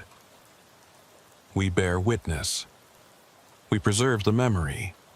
We acknowledge that there are depths beneath us, both literal and figurative, that we've only begun to understand. The logbook sits on my desk, filled with its impossible alterations and contradictions. Tomorrow, I'll start a new volume, and it, too, will accumulate its share of unexplainable entries. The containers in D section will continue their subtle movements, continuing their slow conversation with whatever exists in the deep. And I'll be here to watch it happen, night after night, alone in the fog and darkness. Not because I expect to solve the mystery, but because someone has to remember. Someone has to know that beneath the surface of our ordered world, there are other worlds, other possibilities, other ways of being that we've only glimpsed. Elias found his answers in the depths. I'm content to find mine here on the surface, in the space between the ordinary and the impossible, watching the tide of strangeness that flows through our port with every cycle of moon and clock. The ocean keeps its secrets, but sometimes, just sometimes, it shares them with those willing to listen. And I'm listening. I'll keep listening until my shift ends, or until something calls me down to join those who've already made the descent. Until then, I watch, I document, I bear witness. And every night at 2:15 a.m. I stand in D section and wait for the impossible to happen again.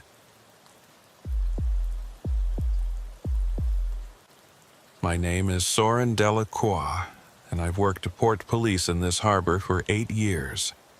In that time, I've learned that the ocean keeps its own schedule, follows its own rules. Ships come and go with the tide. Fishermen depart before dawn and return at dusk.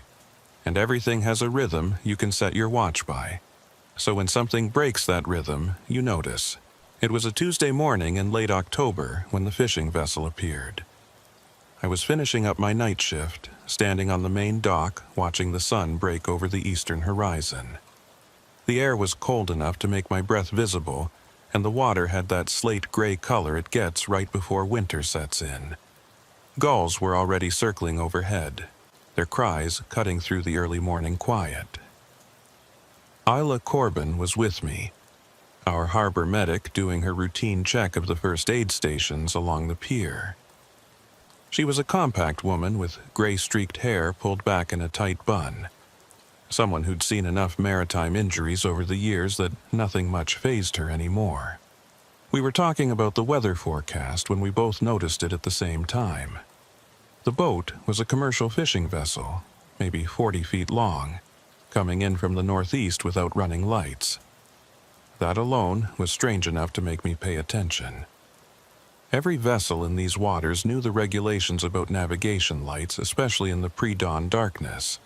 But this boat moved through the water like a ghost, silent and dark. I pulled out my binoculars and got a better look. It was the Persephone, a trawler I recognized from the local fleet. She usually worked the deeper waters about 60 miles out, gone for 3 or 4 days at a time before bringing in her catch. But something about the way she was moving didn't seem right. The engine sound was wrong, too quiet, and she was listing slightly to port. Isla noticed it too. "That's Marcus Vale's boat," she said, lowering her own binoculars. "He went out 5 days ago with a crew of 3. She checked her watch. They weren't due back until tomorrow at the earliest. I grabbed my radio and tried to hail them on the standard channel. "Fishing vessel Persephone, this is Port Police. Please respond with your status." Static crackled back at me, but no voice. I tried again on the emergency frequency with the same result. The boat continued its approach to the harbor, moving at a steady 3 or 4 knots, aimed directly at the commercial fishing dock. There were 4 figures visible on deck, standing motionless near the stern. Through the binoculars I could make out their shapes, but not their faces. They wore the typical gear of fishermen, heavy jackets and rain pants, but they stood too still. No one was at the wheel that I could see. Yet the boat maintained its course with unsettling precision. Isla had already started walking toward the fishing dock, her medical kit slung over her shoulder. I followed, keeping my radio keyed to broadcast. "Persephone, you are approaching the harbor without proper navigation lights. Please respond to confirm you are in control of your vessel." Nothing. Just that steady approach and those motionless figures on deck. The boat glided up to the dock with practiced ease, as if an experienced captain was at the helm. But when I looked through the wheelhouse windows, I couldn't see anyone inside. The wheel turned on its own, making minute corrections, bringing the vessel perfectly parallel to the pier. It was the kind of docking maneuver that took years of experience, yet it happened without any visible human intervention. Mooring lines suddenly flew from the deck, landing precisely where they needed to be on the dock cleats. I watched them move through the air with a sick feeling in my stomach. No one had thrown them. They had simply appeared, snaking out from the boat like they were alive, wrapping themselves around the cleats with perfect seamanship. Isla grabbed one of the lines instinctively, starting to secure it before she realized what she was doing. She looked at me with an expression I'd never seen on her face before. Something between confusion and fear. "Soren," she said quietly, "this isn't right." The 4 figures on deck still hadn't moved. Now that the boat was closer, I could see them more clearly.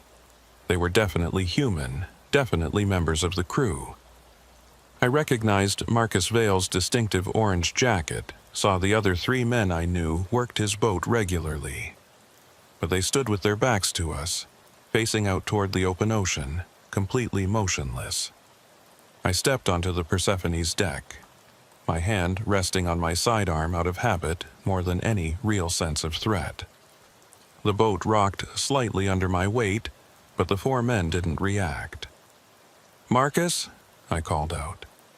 "Marcus Vale, this is Officer Delacroix. I need you to respond." Nothing. I moved closer, close enough now to see that their clothes were soaked through, water dripping steadily from their jackets onto the deck.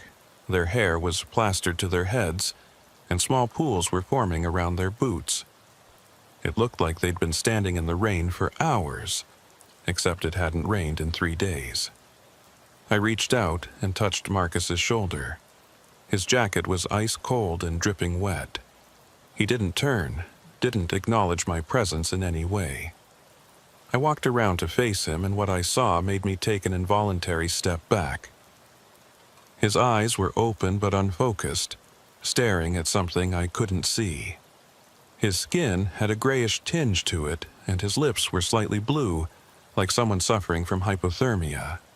But what disturbed me most was his expression. It wasn't blank or confused. It was serene, almost peaceful, like he was listening to music only he could hear.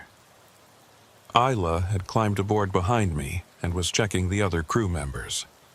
"They're all the same," she reported, her voice professional but tight with controlled alarm. "Wet, cold, unresponsive. Pupils are reactive, but they won't track movement. Breathing is shallow. Pulse is slow but steady." She pulled out her radio to call for ambulances. I moved toward the wheelhouse, needing to understand how this boat had navigated itself into harbor. The door was unlocked, and when I stepped inside, I found it exactly as it should be. Charts were laid out on the navigation table.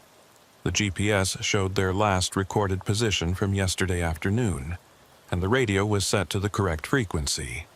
Everything was normal except for one detail. The logbook was open on the captain's desk, and the last entry was in Marcus's handwriting. It was dated yesterday at 1400 hours. Schools running deep, following them northeast, good signs. Nothing unusual about that. But underneath, in different handwriting, someone had written a single line. "They're singing now. We have to listen." I stared at that sentence, trying to make sense of it. The handwriting was shakier than Marcus's, less controlled, and it trailed off at the end like the writer had lost strength or interest.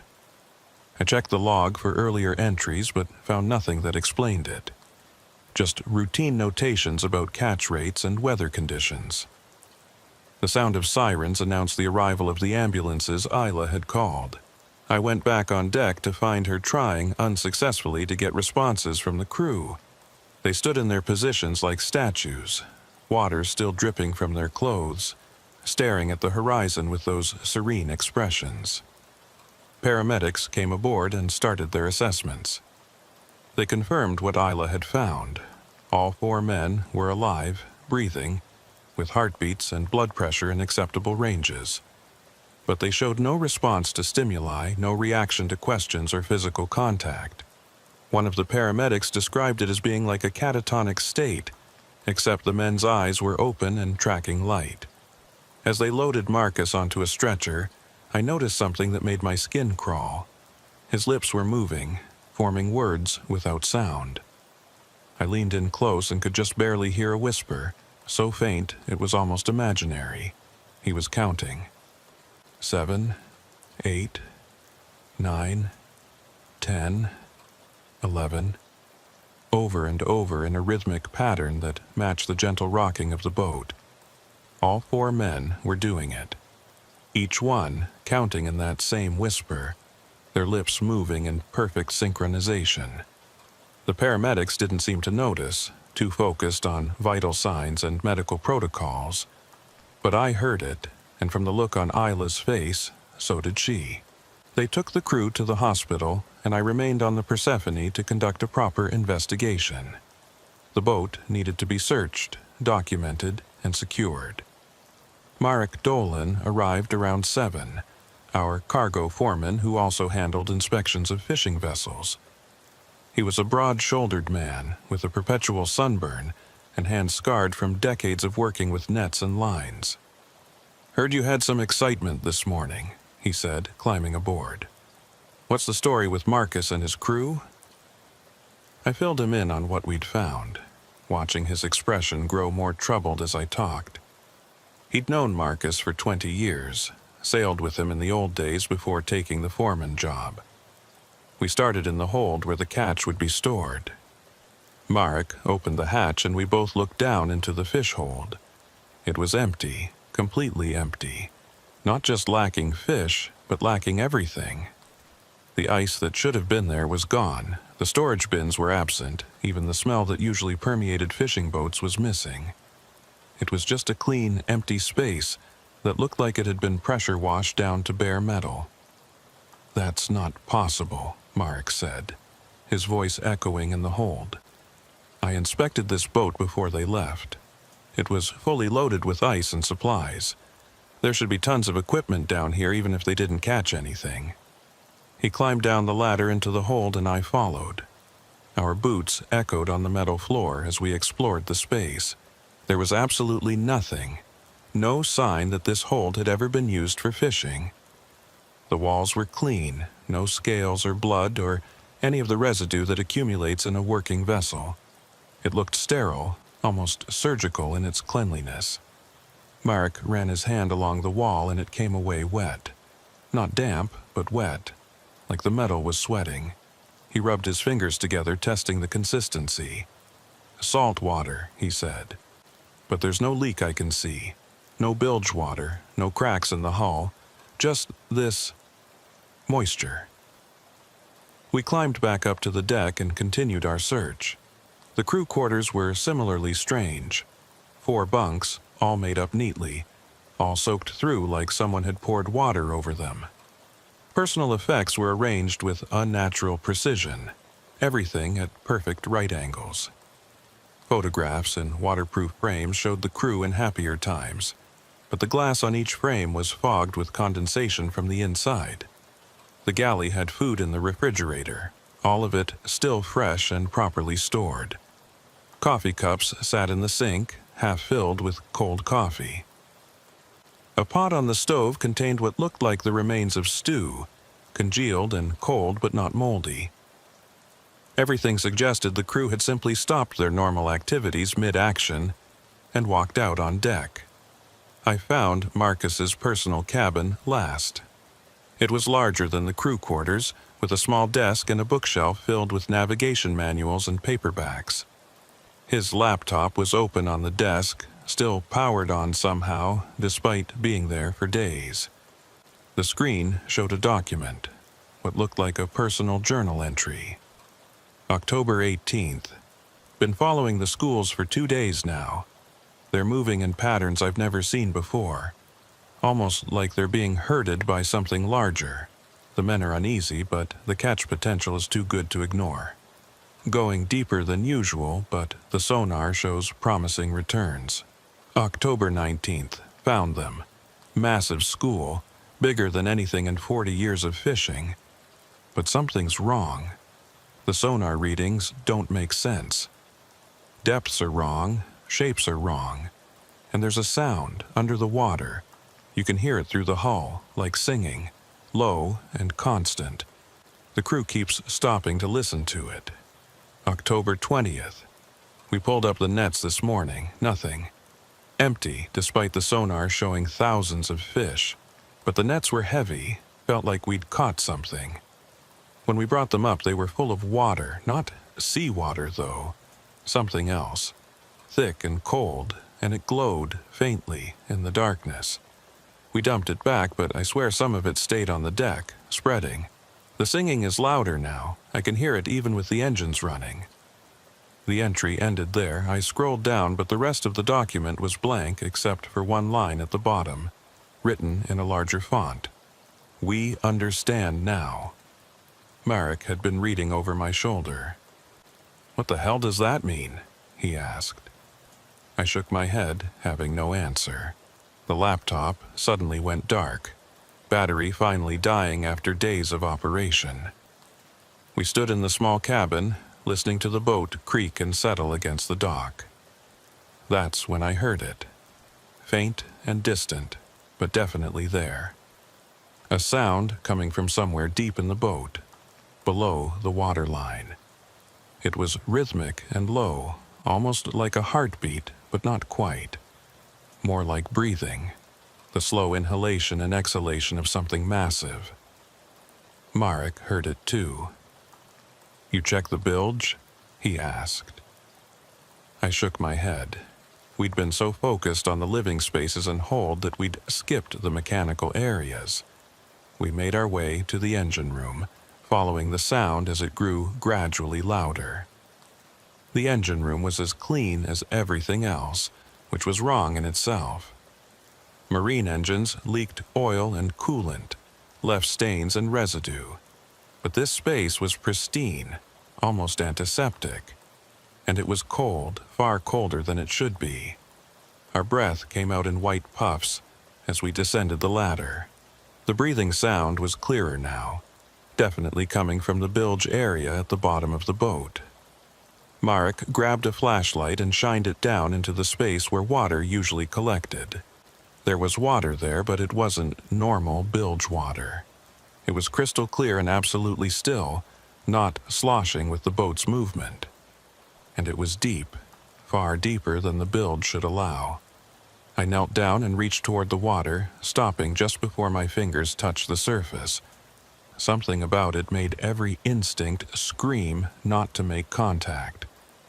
The breathing sound was coming from the water itself, the surface rising and falling in rhythm with it like the water was alive. We need to call this in, Marek said, backing away from the bilge. This is beyond port police jurisdiction. Coast Guard, maybe the Navy. Hell, I don't know who handles this kind of thing. He was right, but I hesitated, trying to figure out what exactly I would report. That a fishing boat returned on its own with a catatonic crew and water that breathes? We left the engine room and returned to the deck. The sun was fully up now, the harbor busy with the normal morning activities. Other fishing boats were preparing to head out. Dock workers were moving cargo containers, and the whole scene looked aggressively normal. The Persephone sat among all this activity like a cancer, wrong in ways I couldn't articulate. I called my supervisor and gave him a sanitized version of what we'd found. He authorized securing the boat as a crime scene and requested that Harbor Patrol keep other vessels away from it. Within an hour, yellow tape surrounded the Persephone, and a small patrol boat maintained position nearby. Isla came by around noon with an update from the hospital. The 4 crew members remained unresponsive, still exhibiting that strange counting behavior. Medical tests showed nothing abnormal in their blood work or brain scans. They were physically healthy but mentally absent, gone somewhere the doctors couldn't reach. One of the nurses said something strange, Isla mentioned as we stood on the dock looking at the Persephone. She said when it's quiet in the room, you can hear the ocean, like waves on a beach, very faint. But they're 60 miles inland. There is no ocean to hear. The rest of the day passed in a bureaucratic haze of reports and phone calls. Coast Guard sent an inspector who looked over the boat and found the same things we had. He took samples of the strange water from the bilge, documented the wet crew quarters, and photographed everything. His report would take weeks to process, he said. In the meantime, the Persephone would remain tied to the dock, sealed as evidence. I finished my shift and went home, but I couldn't stop thinking about what I'd seen. That night, I lay in bed listening to the sound of my own breathing, and I swear it matched the rhythm I'd heard in the Persephone's bilge. Deep and slow, like the breath of the ocean itself. My phone rang at 2 a.m. It was Harbor Patrol, their voice tight with something that might have been fear. "Officer Delacroix, you need to get down here. It's the fishing boat. Something's happening." I dressed quickly and drove through empty streets to the harbor. When I arrived, I found Harbor Patrol keeping their distance from the Persephone, their spotlight trained on the vessel from 100 feet away. I could see why they were scared. The boat was moving. Not drifting, not rocking with the waves, but moving in place. The deck was undulating like something was breathing underneath it, the metal flexing in ways metal shouldn't flex, and there was light coming from below deck, a faint blue-green glow that pulsed in rhythm with the movement. Water was pouring from the scuppers, running out of the boat in steady streams. But the boat wasn't sinking. If anything, it seemed to be rising slightly in the water, floating higher than a boat of its size should float. The mooring lines were stretched taut, creaking under strain. I stood on the dock, trying to decide what to do. Procedure said wait for backup, don't approach a potentially dangerous situation alone. But something about that pulsing light compelled me forward. I needed to see what was happening inside that boat.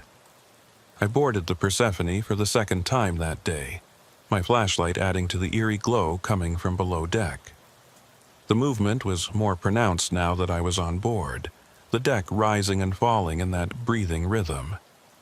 I made my way to the engine room hatch and looked down. The bilge was overflowing, that clear water rising up through the grating. But it wasn't spreading naturally. It flowed in patterns, following lines that made no geometric sense, forming shapes on the deck that almost looked like writing. I watched it spread, forming symbols and letters I didn't recognize, then dissolving and reforming into new patterns. The breathing sound had become a voice. Not words, not language, just sound forming into something that resonated in my chest and made my teeth ache. It rose and fell in waves, sometimes almost musical, sometimes grinding and harsh. I realized I was counting along with it, my lips moving in that same unconscious pattern I'd seen in Marcus and his crew. I forced myself to stop, to back away from the hatch. The water had reached my boots now, flowing around my feet but not soaking in. It felt cold and somehow heavier than normal water, like it had substance beyond its physical properties. I retreated to the deck and called for everyone to evacuate the dock. We watched from a safe distance as the Persephone continued its strange transformation. The glow grew brighter, visible now even in the lights of the harbor. The water flowing from the boat formed a pool on the dock, and I could see things moving in it, Shapes that might have been fish or might have been something else, darting through the shallows too fast to focus on. Around 4 in the morning, as suddenly as it had started, everything stopped. The boat settled back into normal floating position. The glow faded, and the water stopped flowing. By the time the sun came up, the only evidence of the night's events was a damp stain on the dock that was rapidly evaporating. The Coast Guard inspector returned and found nothing wrong. The bilge water was at normal levels, clear of any contamination. The engine room showed no signs of damage or unusual activity. His instruments detected nothing abnormal about the boat's condition. In his official assessment, Harbor Patrol had mistaken normal wave action for something sinister, and the glow we'd seen was likely bioluminescent algae. But I knew what I'd seen, and more importantly, I knew the Persephone wasn't finished with us yet. 3 days after the incident, I was assigned to guard duty on the Persephone during the night shift. The Coast Guard investigation was technically ongoing, but moving at bureaucratic speed, which meant the boat sat at the dock with minimal supervision. My job was to make sure no one tampered with the evidence and to document any unusual activity. Isla volunteered to keep me company, bringing coffee and claiming she wanted to catch up on paperwork in the dock office. I suspected she was as curious as I was about what might happen once darkness fell. We set up in the small harbor master's building that overlooked the fishing dock, with clear sight lines to the Persephone. The boat sat quiet and dark as the sun set. I checked it thoroughly before my shift started, walking through every compartment and finding nothing out of the ordinary. The strange water from the bilge had been pumped out and tested, showing normal salinity and temperature. Whatever had been alive in it was gone now, or hiding so well that laboratory equipment couldn't detect it. Marek stopped by around 8 with sandwiches from the deli up the street. He'd been reassigned to night cargo operations, but made a point of checking on the Persephone each evening. "Feels wrong leaving her tied up like this," he said, looking out at the boat.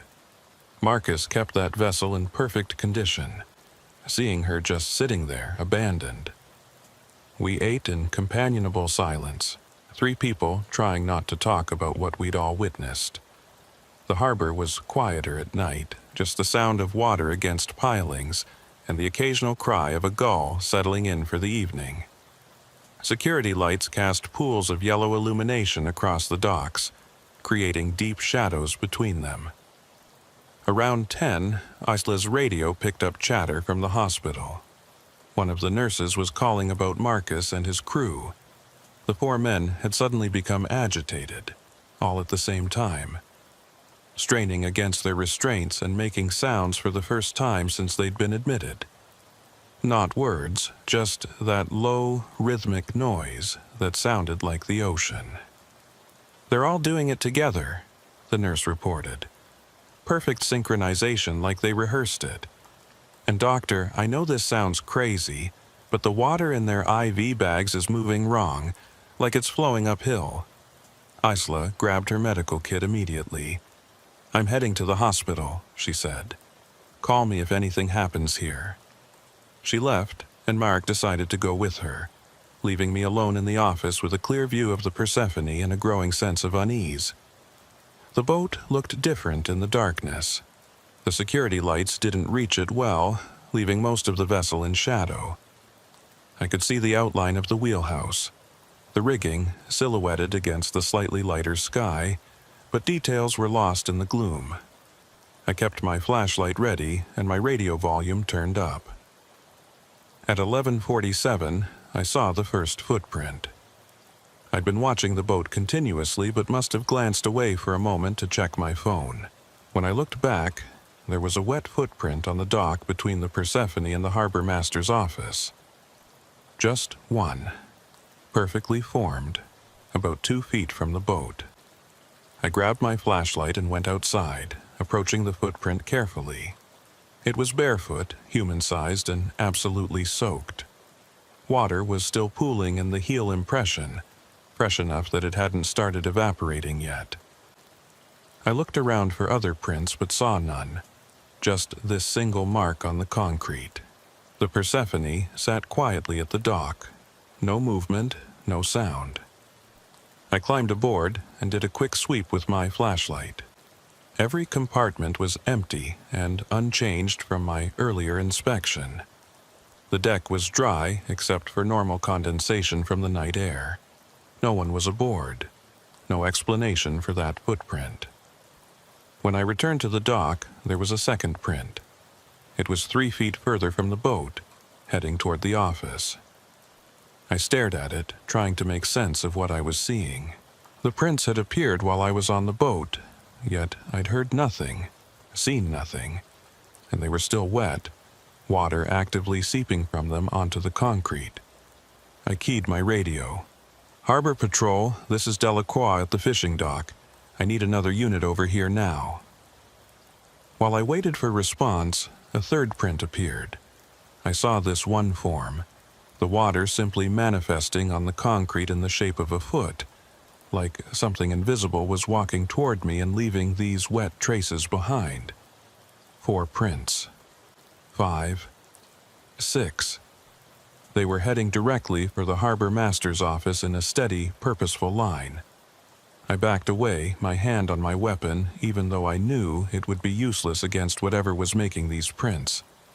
The footsteps were measured and slow, someone walking with deliberate care. Harbor Patrol responded that they were 5 minutes out. I watched the 7th print appear, now only 20 feet from the office door. The wet marks were starting to glow faintly with that same blue-green light I'd seen in the Persephone's bilge. The glow pulsed in rhythm with a heartbeat. 8 prints. 9. 10. The line continued straight toward me, and I had to make a choice. I could hold my ground and see what arrived, or I could retreat and maintain distance. Every instinct screamed at me to move, but I was port police. This was my jurisdiction, my responsibility. The 11th print appeared at the base of the office steps. I could see water dripping from it, running down the concrete in small rivulets that defied gravity by flowing upward briefly before correcting course. The 12th print was on the first step.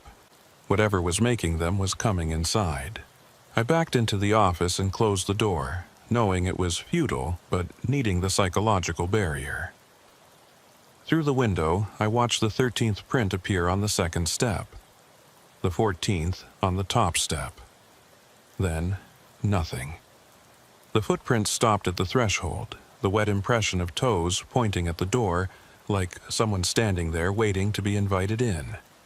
For what felt like an eternity, I stood there facing that door, watching the wet outline of feet slowly evaporating in the night air. The glow faded as the water dried, and when Harbor Patrol finally arrived, there was nothing left but faint damp marks that could have been anything. They found me, standing in the office, flashlight still trained on the empty doorway. I tried to explain what I'd seen, but knew how it sounded. Invisible footprints appearing from nowhere, walking from a supposedly empty boat, stopping at my door. The Harbor Patrol officer took notes, but I could see the skepticism in his expression. We searched the area together and found nothing unusual. The Persephone sat at the dock exactly as it should, no sign of disturbance. The concrete where I'd seen the footprints was dry now. Any evidence evaporated. If not for the photos I'd managed to take with my phone, I might have convinced myself I'd imagined it. But the photos showed the wet prints clearly, glowing slightly in the darkness. They showed the progression from boat to office, showed the water pooling in each impression. The Harbor Patrol officer saw them and his skepticism faded into unease. "I'm calling the Coast Guard," he said. "This is beyond port jurisdiction." Isla called around 1 in the morning. "The patients stopped," she reported. "Right around midnight they all went quiet at once. Just stopped the sounds, stopped struggling, went back to that catatonic state. Doctors can't explain it." I asked if anything else had changed, but she said no. they remained exactly as they'd been. Alive, but absent, physically present, but mentally somewhere else. I was relieved from duty at 6, but I couldn't leave yet. I sat in my car, watching the Persephone as the sun came up, trying to understand what I was dealing with. The boat looked so normal in the daylight, just another fishing vessel tied up at the dock, but I knew better now.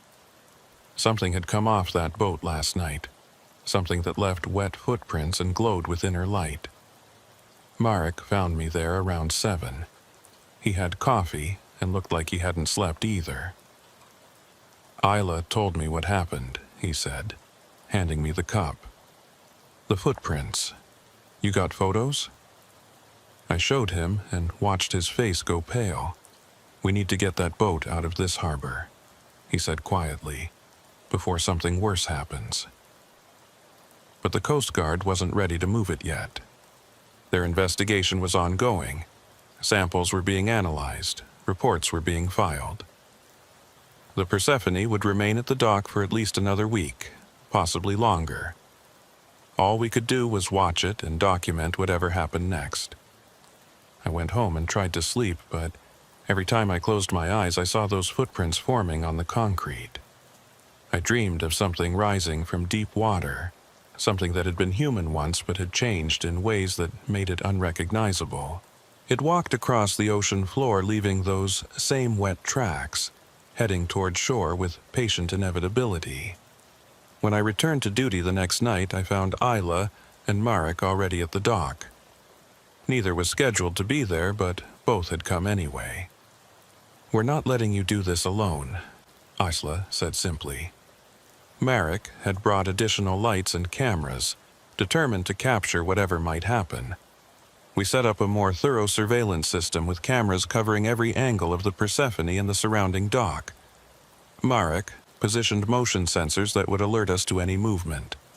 Isla had thermal imaging equipment from the Harbor Medical Center, sensitive enough to detect temperature changes from 100 feet away.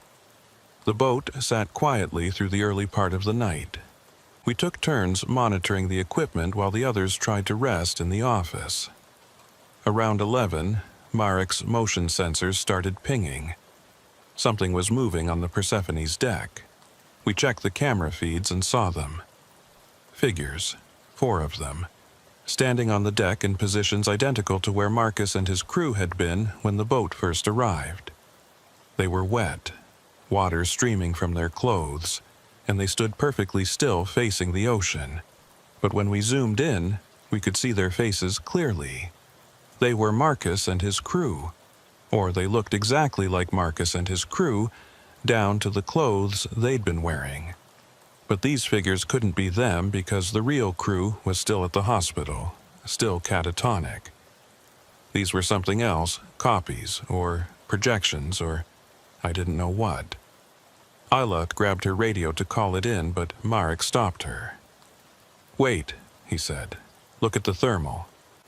The imaging equipment showed nothing. The figures standing on the deck didn't register any heat signature at all. They were the same temperature as the ambient air, like they weren't actually there. Yet they were visible on the cameras, clear as day. 4 men, standing in water that ran from them in streams, pooling on the deck. As we watched, they turned in unison and faced the dock. Faced us. Their eyes were the same clouded gray I'd seen on Marcus when he first arrived, and their mouths moved in that soundless counting. Then they started walking. They moved across the deck to the gunwale, and without hesitation stepped over the side. I expected to hear splashes as they hit the water, but there was nothing. The camera angle didn't let us see where they went, but motion sensors on the dock started triggering in sequence, tracking movement from the boat toward the office.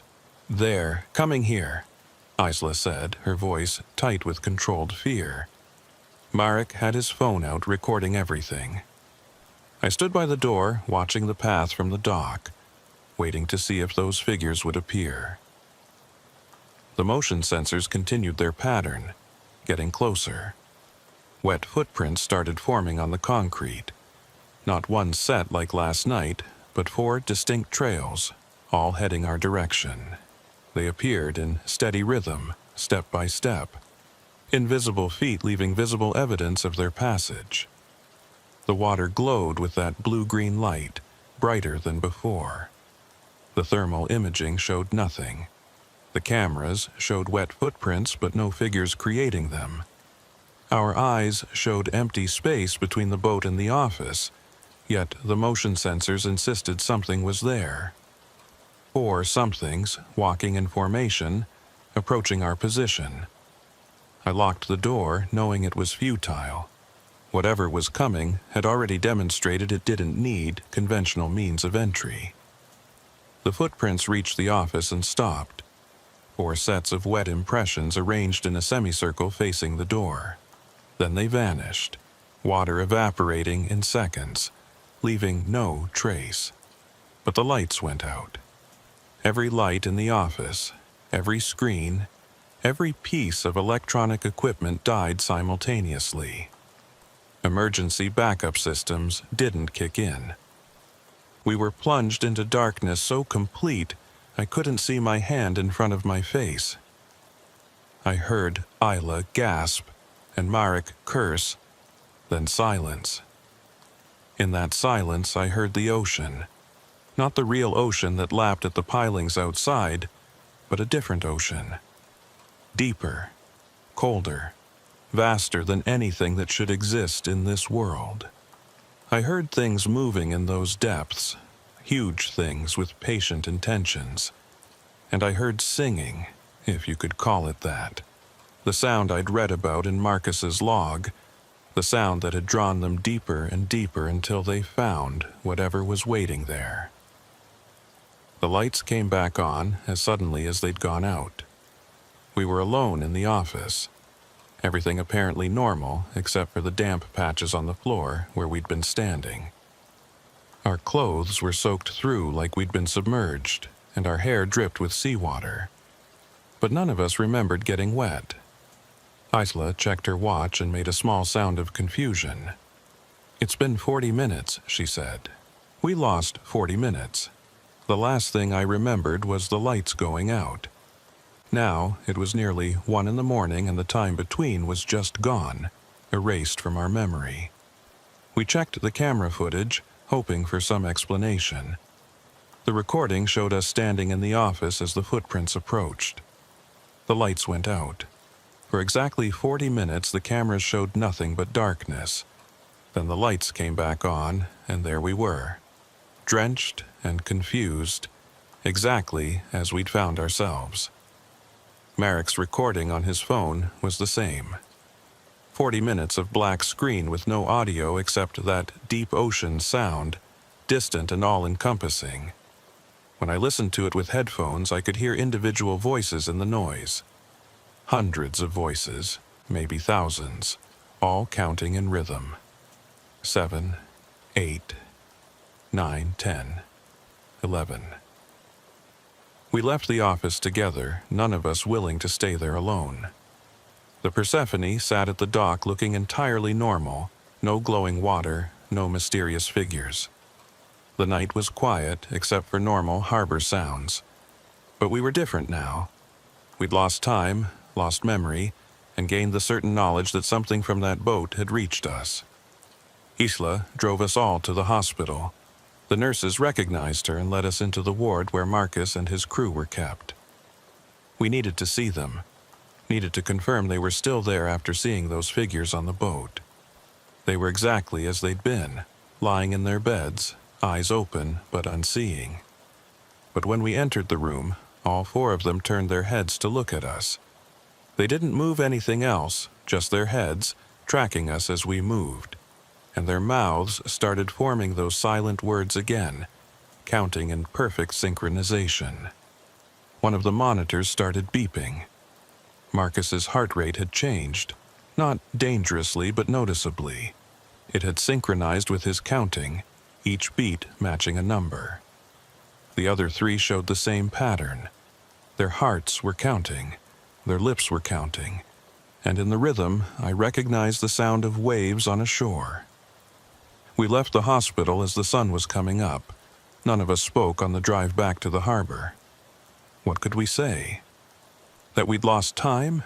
That figures matching the catatonic crew had walked from the boat? That something from deep water was reaching into our world through the Persephone? It all sounded insane. But when we arrived at the dock, we found new evidence. The entire deck of the Persephone was covered in wet footprints now, hundreds of them, maybe thousands.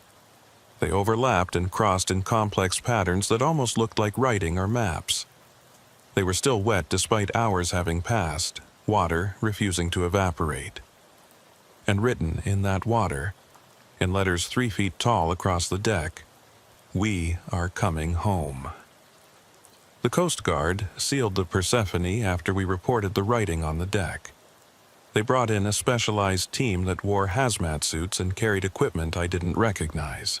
They documented everything, took samples of the water that formed the letters, and tried to determine what they were dealing with. Their instruments showed the water as normal seawater, slightly cold, but within expected parameters. Chemical analysis found nothing unusual, no contaminants or foreign substances. Yet the water remained on the deck, not evaporating, not drying, defying natural laws by its simple persistence. The writing had changed by the time the hazmat team arrived. The letters had reformed into something else, symbols that none of us recognized.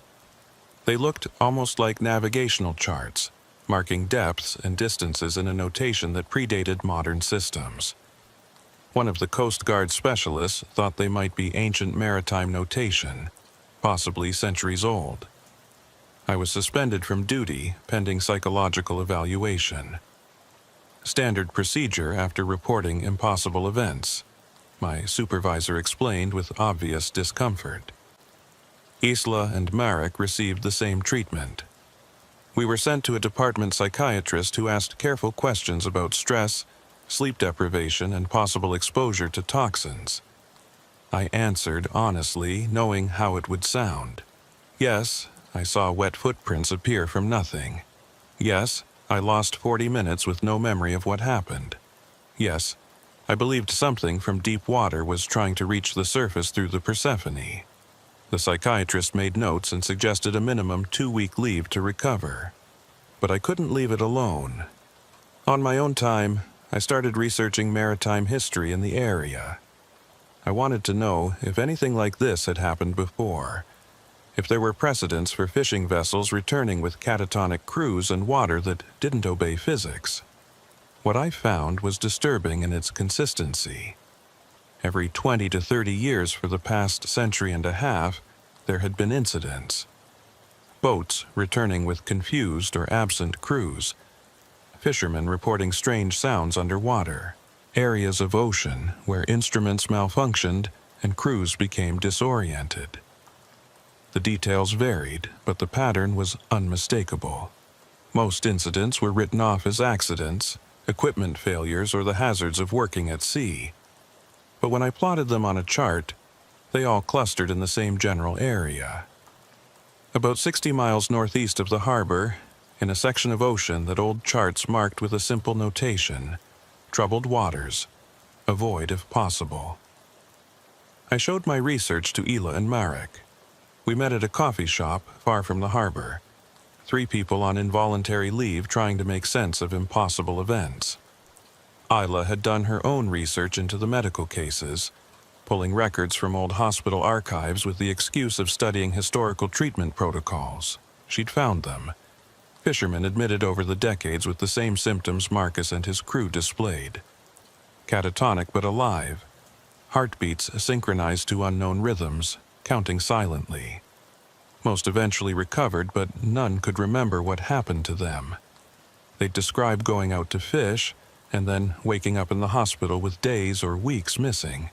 A few never recovered. They remained in that absent state until they died, usually within a year. Their bodies would function normally, eating and sleeping on automatic response, but the person inside was gone. Medical examiners attributed it to strokes or brain damage from unknown trauma, but Isla had found patterns in their final days. They'd all started speaking again just before the end. Not coherent speech, just fragments. Words in languages they shouldn't know, describing things that existed only in deep ocean. Pressures that would crush a human body. Darkness that had weight and texture. Songs that resonated through water for hundreds of miles. Marek had been investigating the Persephone's history. The boat was 40 years old, built in a local yard, and owned by 3 different captains before Marcus bought it 15 years ago. 2 of those previous owners had experienced similar incidents to what we'd witnessed. In 1989, Captain Edward Voss had brought the Persephone back to harbor with his entire crew, suffering from hypothermia despite it being August. They'd been found on deck, soaking wet, unable to explain how they'd gotten that way. Voss sold the boat within a month and moved inland, never fishing again. In 2003, Captain Sarah Miniola reported hearing voices coming from the Persephone's radio at night. Voices counting in languages she didn't recognize, broadcasting on frequencies that shouldn't exist. She'd documented it extensively before the Coast Guard confiscated her radio logs. She died 6 months later in a diving accident, recovered from water much deeper than where she should have been diving. The boat's not the source, Marek concluded.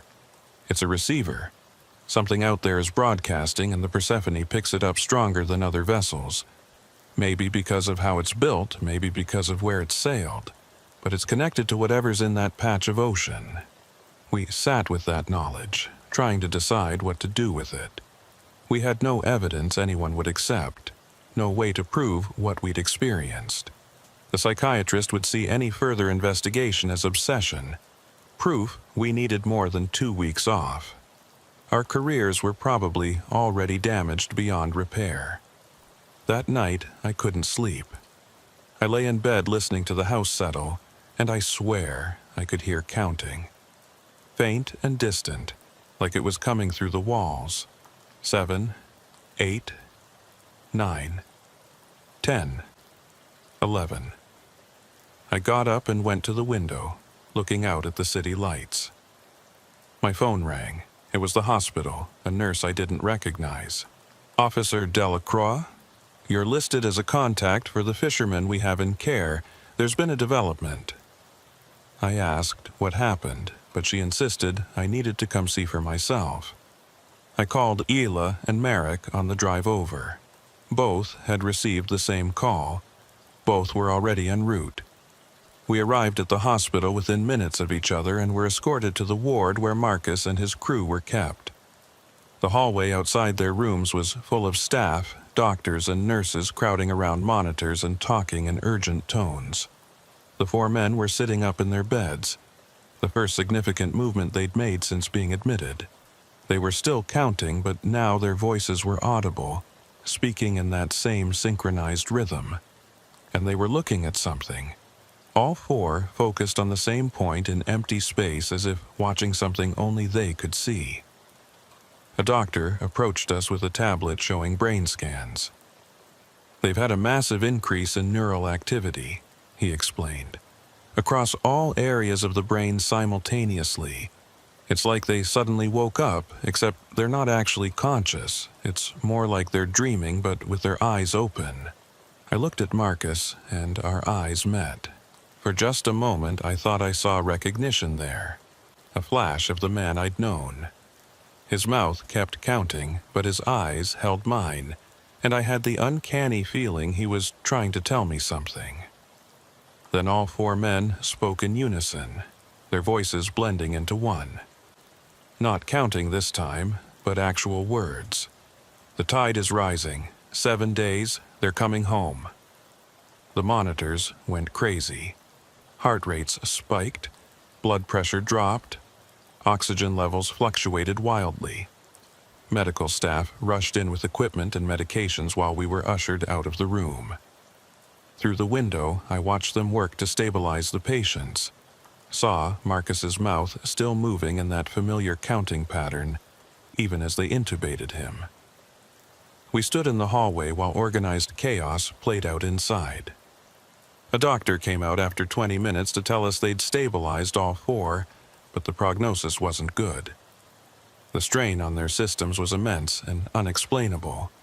If they had another episode like this, their bodies might not survive it. What did they mean? Isla asked. 7 days until what? I knew, but didn't want to say it out loud.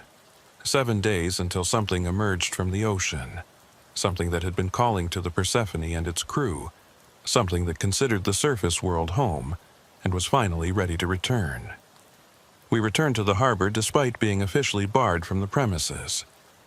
I still had my access badge and the night guard recognized us, waving us through with a warning to be careful.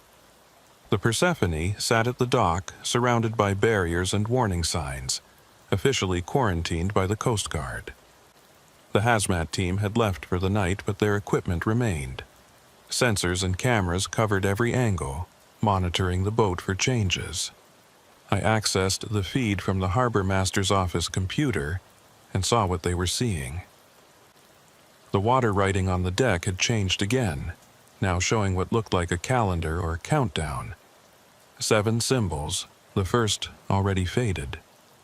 "It's marking days," Marek said, pointing at the screen. "One symbol disappears every 24 hours. When they're all gone..." He didn't finish the sentence.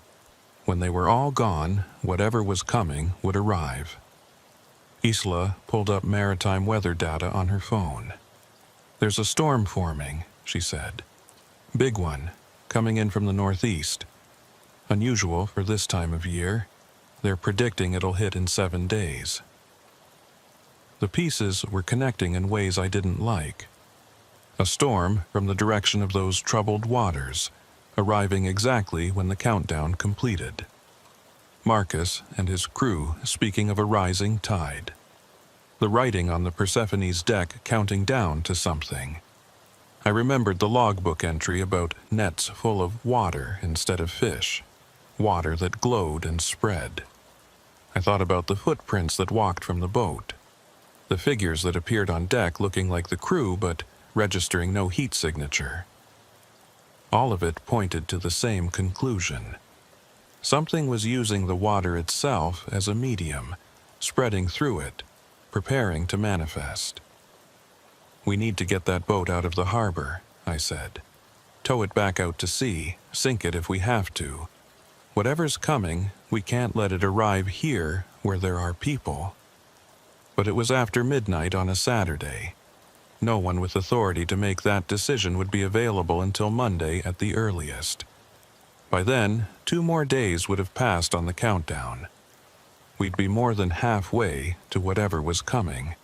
Marek had a different idea. "The radio," he said. Marcus's log mentioned voices on the radio. What if we could intercept them, figure out what they're saying? It was a long shot, but better than waiting helplessly. We went aboard the Persephone, bypassing the Coast Guard barriers with my override codes. The boat felt different now, colder than the night air could account for. Our breath came out in white puffs, and the metal surfaces were covered in a thin layer of frost. The radio in the wheelhouse was still powered on, Coast Guard having left it active to monitor any transmissions. It was tuned to Channel 16, the international distress frequency. Nothing but static came through the speaker, but Marek started cycling through other channels. Most were empty, some carried normal maritime traffic. Then he hit Channel 28 and we all froze. A voice was broadcasting. Not words, just that counting we'd heard so many times. 7, 8, 9, 10, 11. It went on without pause, without variation, the numbers repeating in an endless loop. But underneath it, if you listened carefully, there were other sounds. Movement through water, rhythmic and vast. Things breathing in the depths. Isla pulled out her phone and started recording. We listened for almost an hour as the broadcast continued unchanged. Always the same numbers, the same rhythm. Then, at exactly 2 in the morning, it stopped. Silence filled the speaker for 10 seconds, Then a new voice began. This one was speaking English, clear and precise. Coordinates 40.2 degrees north, 70.6 degrees west. Depth 600 fathoms. Rising at 2 fathoms per hour. Arrival scheduled for November 1st, 0300 hours. All vessels must vacate area. It was today's date.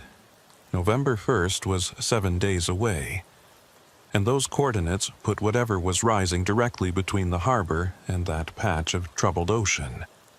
It was coming up from the depths, ascending at a steady rate, on course to reach the surface exactly when the countdown on the Persephone's deck reached 0. We had 7 days to figure out what was coming and how to stop it.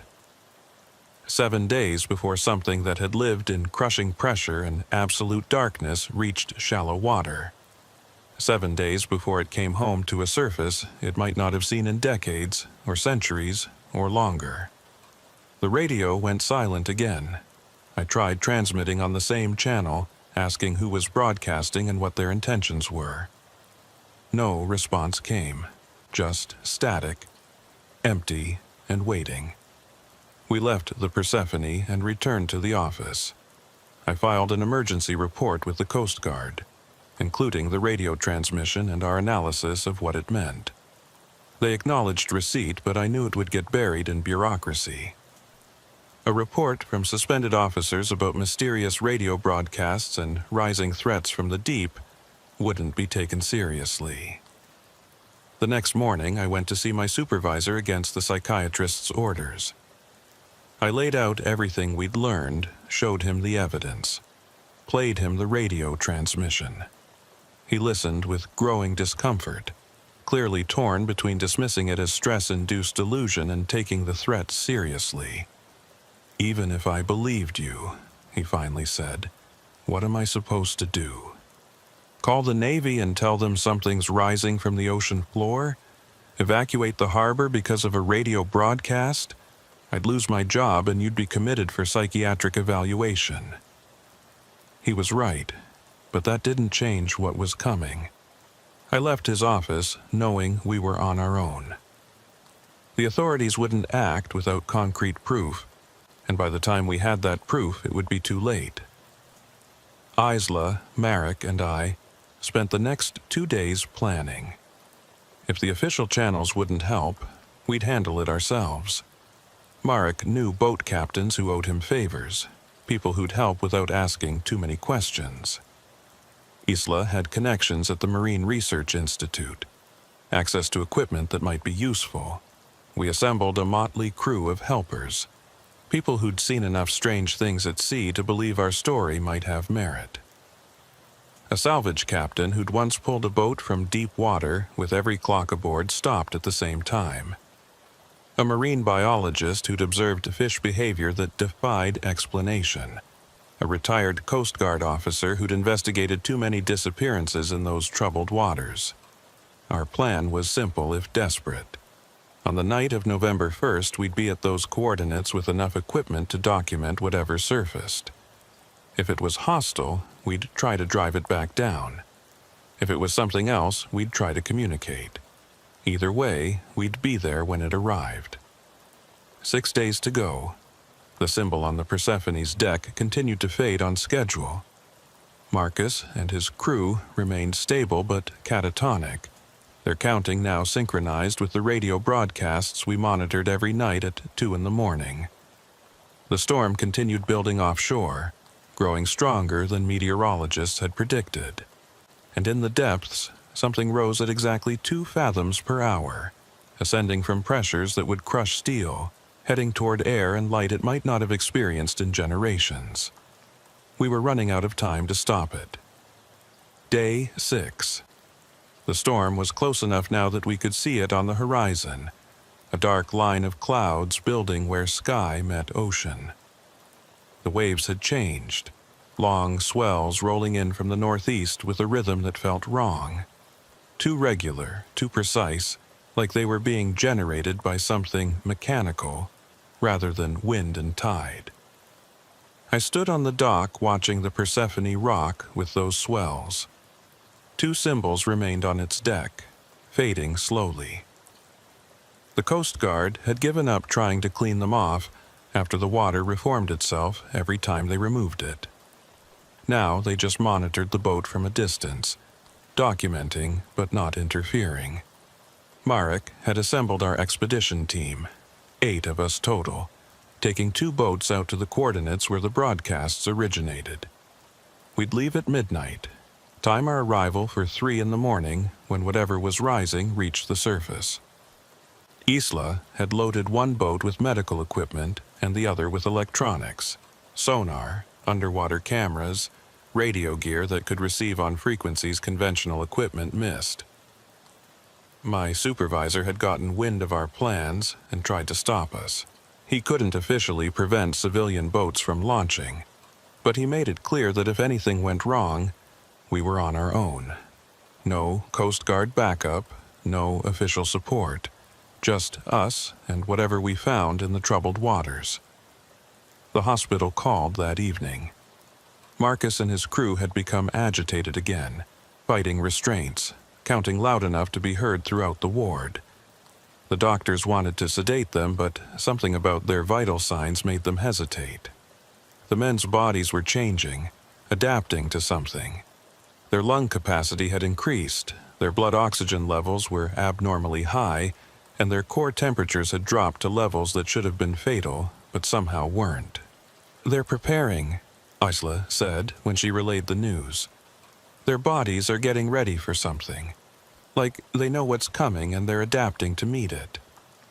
I thought about those old cases she'd found. The fishermen who never recovered, who'd eventually died still counting.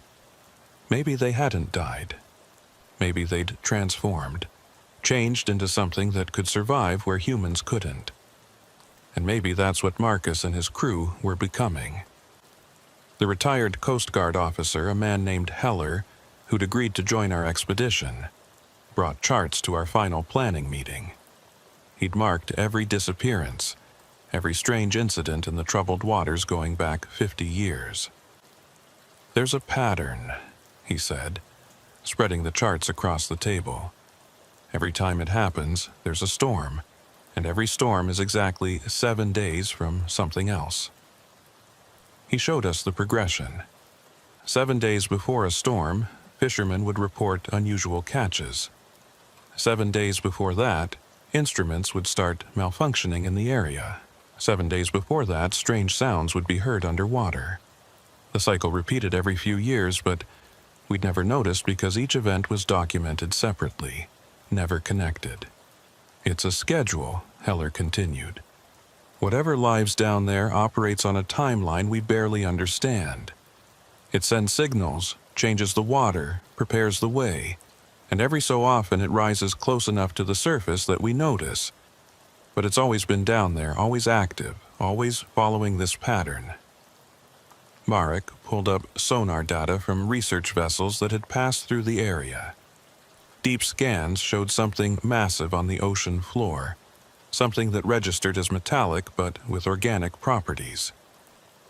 It covered several square miles and had depth that exceeded the scanning equipment's range. Most researchers assumed it was a geological formation, maybe volcanic, but the scans from different years showed changes, growth, movement that geology couldn't explain. "I think it's a city," Marek said quietly. "Or what used to be a city.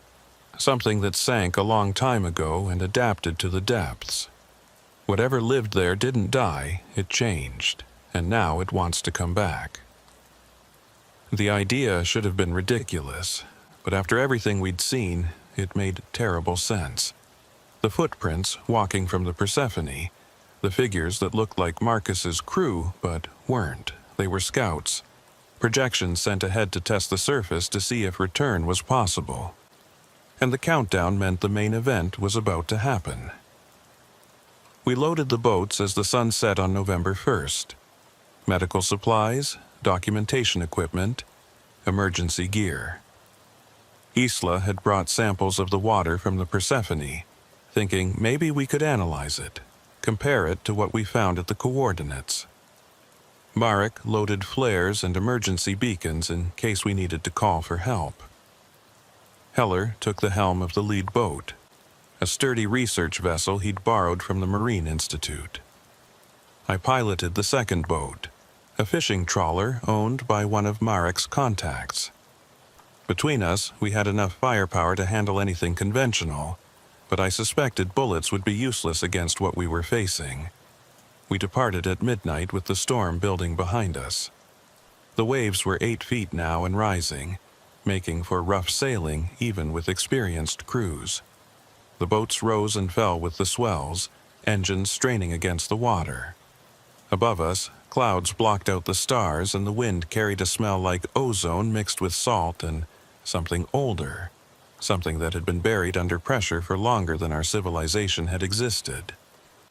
The radio crackled with the nightly broadcast right on schedule at 2 in the morning.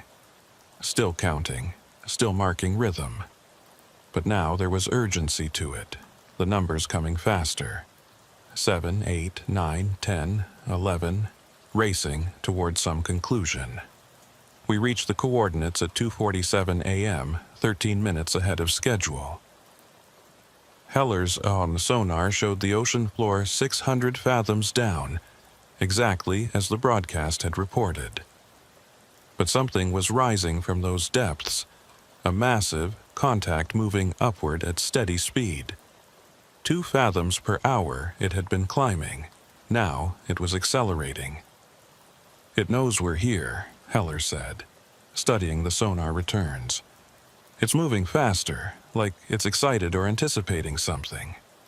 The contact was huge, larger than both our boats combined, and it was ascending directly beneath us.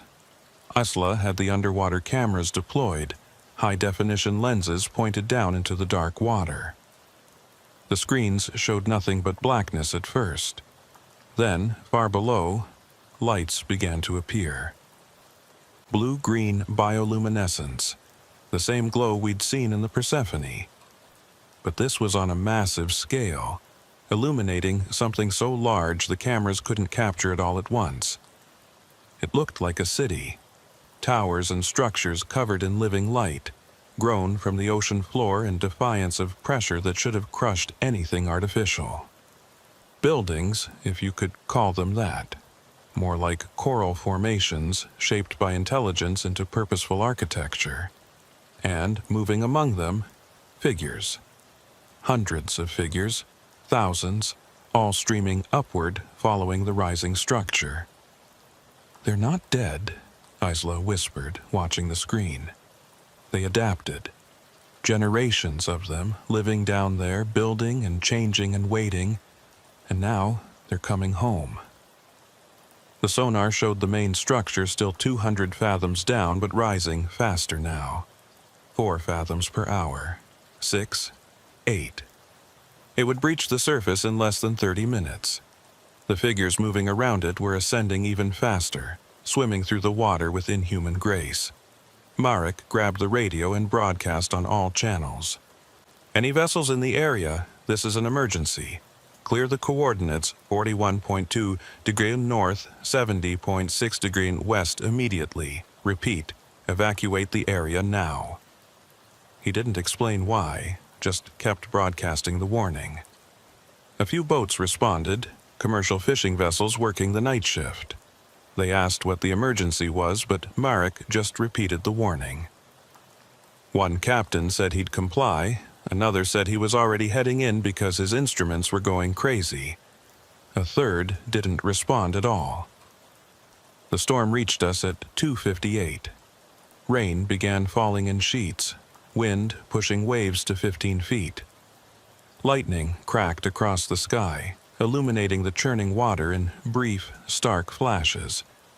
In those flashes, I saw them surfacing around our boats. The figures from the depths, breaking the surface, their faces turning up toward air they hadn't breathed in decades or centuries.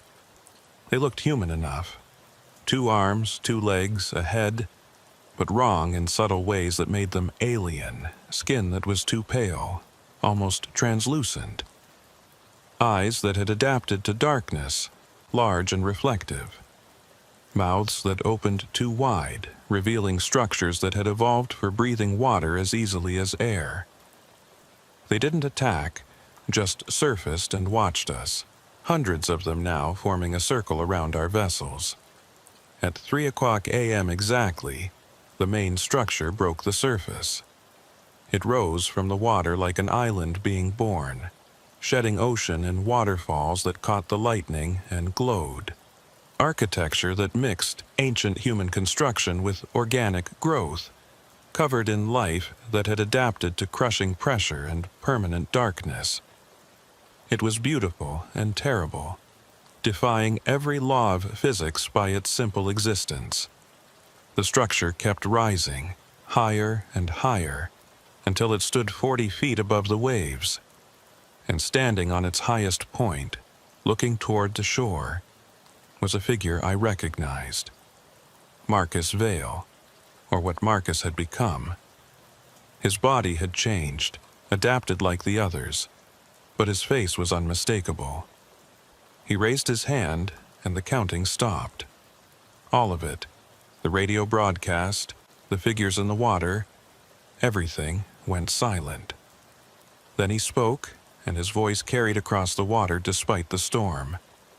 "We have returned." That's when the Persephone's radio crackled to life back at the harbor. I could hear it through our connection to shore, the harbor master monitoring our expedition. The boat was broadcasting now, its radio active despite being unmanned and unpowered. Marcus's voice came through, speaking from both the risen structure and the boat simultaneously. "We were fishermen once. We were explorers, sailors, people of the surface world. The ocean took us, storms and accidents and the hazards of the sea. But we didn't die. We changed. We adapted. We built something new in the crushing dark." The figures in the water had begun swimming toward shore.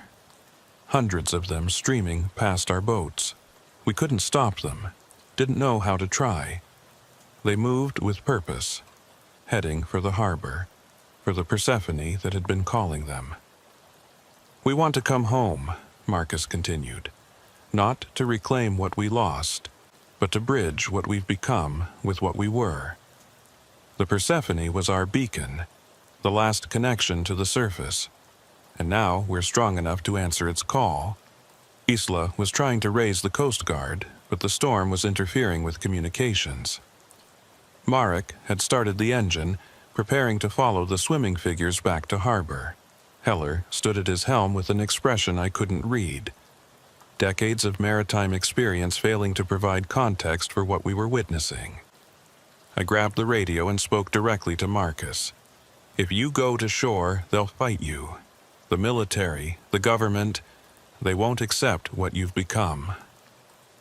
My voice was almost lost in the storm, but he heard me. His eyes found our boat despite the distance and darkness. "We know," he said, "but we're not asking permission. We're not invading. We're just coming home to die." The words hit me like a physical blow. Coming home to die. The structure was already sinking back beneath the waves, descending as fast as it had risen. The figures in the water were slowing, their movements becoming labored. Around our boats, some were floating now instead of swimming, their adapted bodies failing in the surface pressure and oxygen-rich air. "We can't survive up here," Marcus said, his voice fading. "The pressure is too low, the air too thin for what we've become. But we needed to see it one last time, needed to remember what we were before we let go completely." The structure vanished beneath the waves, taking Marcus with it. The figures in the water were dying now, their bodies shutting down one by one. They floated on the surface, eyes still open, mouths still counting silently as their hearts stopped. Within minutes, hundreds of them were dead, casualties of a pressure change their adapted bodies couldn't handle. We pulled several from the water, trying to save them, but they died in our hands. Isla performed CPR on one, a woman who might have been 60 or 16 or any age in between. Her skin was already changing color, the pale gray fading to something more human as her body returned to what it had been. She stopped counting at 19 and didn't start again. By the time we reached the harbor at dawn, it was over. The swimming figures had all died before reaching shore, their bodies floating in a line that stretched from the troubled waters to the harbor mouth. Coast Guard vessels were already recovering them, marking positions, trying to understand what had happened. The Persephone sat at its dock unchanged. The symbols on its deck had vanished completely, leaving clean metal. The radio had gone silent. The boat was just a boat again, no longer a beacon, no longer connected to anything in the depths. Marcus and his original crew remained in the hospital, but their conditions had changed. They were conscious now, aware, able to speak. They remembered everything. Going out to fish, finding the anomaly, being pulled into something vast and old that had been waiting. They remembered changing, adapting, becoming part of something that existed between the surface world and the depths. "It's still down there," Marcus told me when I visited him a week later. "The city, the others who chose to stay. They'll keep living in the dark, keep adapting, keep building. But we're done. We tried to come back and it killed us. Not the city, not the others. Just the simple incompatibility of what we'd become with where we started." 3 of the original crew survived. One died during the transition back, his body unable to readjust to surface pressure. The dead from the rising were never fully identified. Some had been missing for decades, lost to storms and accidents that were recorded in maritime archives. Others were older, possibly centuries old, their origins lost to time. The Coast Guard classified it as a mass drowning event, bodies that had been preserved in deep, cold water suddenly rising to the surface. Plausible deniability for something they couldn't explain. The story made national news for a day, then vanished. Too strange to persist, too uncomfortable to examine closely. I returned to duty after my psychiatric evaluation. They'd witnessed enough physical evidence from the rising that my reports were reluctantly accepted as accurate. Isla and Marek came back too. All of us changed by what we'd seen, but unable to talk about it except with each other. The Persephone was sold at auction, bought by a fishing company that didn't know its history. It goes out regularly now, works the normal fishing grounds, brings back normal catches. No strange radio broadcasts, no counting, no mysterious water. Whatever connection it had to the depths was severed when the city rose and fell. But sometimes, on quiet nights when the fog rolls in, I stand at the harbor and listen to the water, and I swear I can still hear them counting, down in the depths where pressure crushes and darkness is absolute. 7, 8, 9, 10, 11. Marking time in a place where time moves differently, where human adaptations have created something neither fully human nor entirely other. They're still there, still building, still waiting. Maybe someday they'll rise again, stronger this time, able to survive in our air and pressure. Or maybe they'll stay in the dark forever, content with what they've become. Either way, I'll be here watching, because someone has to remember what came up from the depths. Someone has to bear witness to the impossible, to the beautiful and terrible truth that the ocean keeps its own, and what it takes, it changes into something new. The Persephone doesn't call to them anymore. But I think they remember us, the way Marcus remembered enough to try coming home one last time. And maybe that's enough. Maybe memory is the bridge between what we are and what we might become. Given enough pressure, enough time, enough darkness to change in. I keep my radio tuned to channel 28 sometimes, late at night when sleep won't come. Mostly, it's just static. But occasionally, very faintly, I hear counting. And I count along, keeping rhythm with something vast and patient that lives where light doesn't reach. 7, 8, 9, 10, 11. The numbers go on forever in the depths.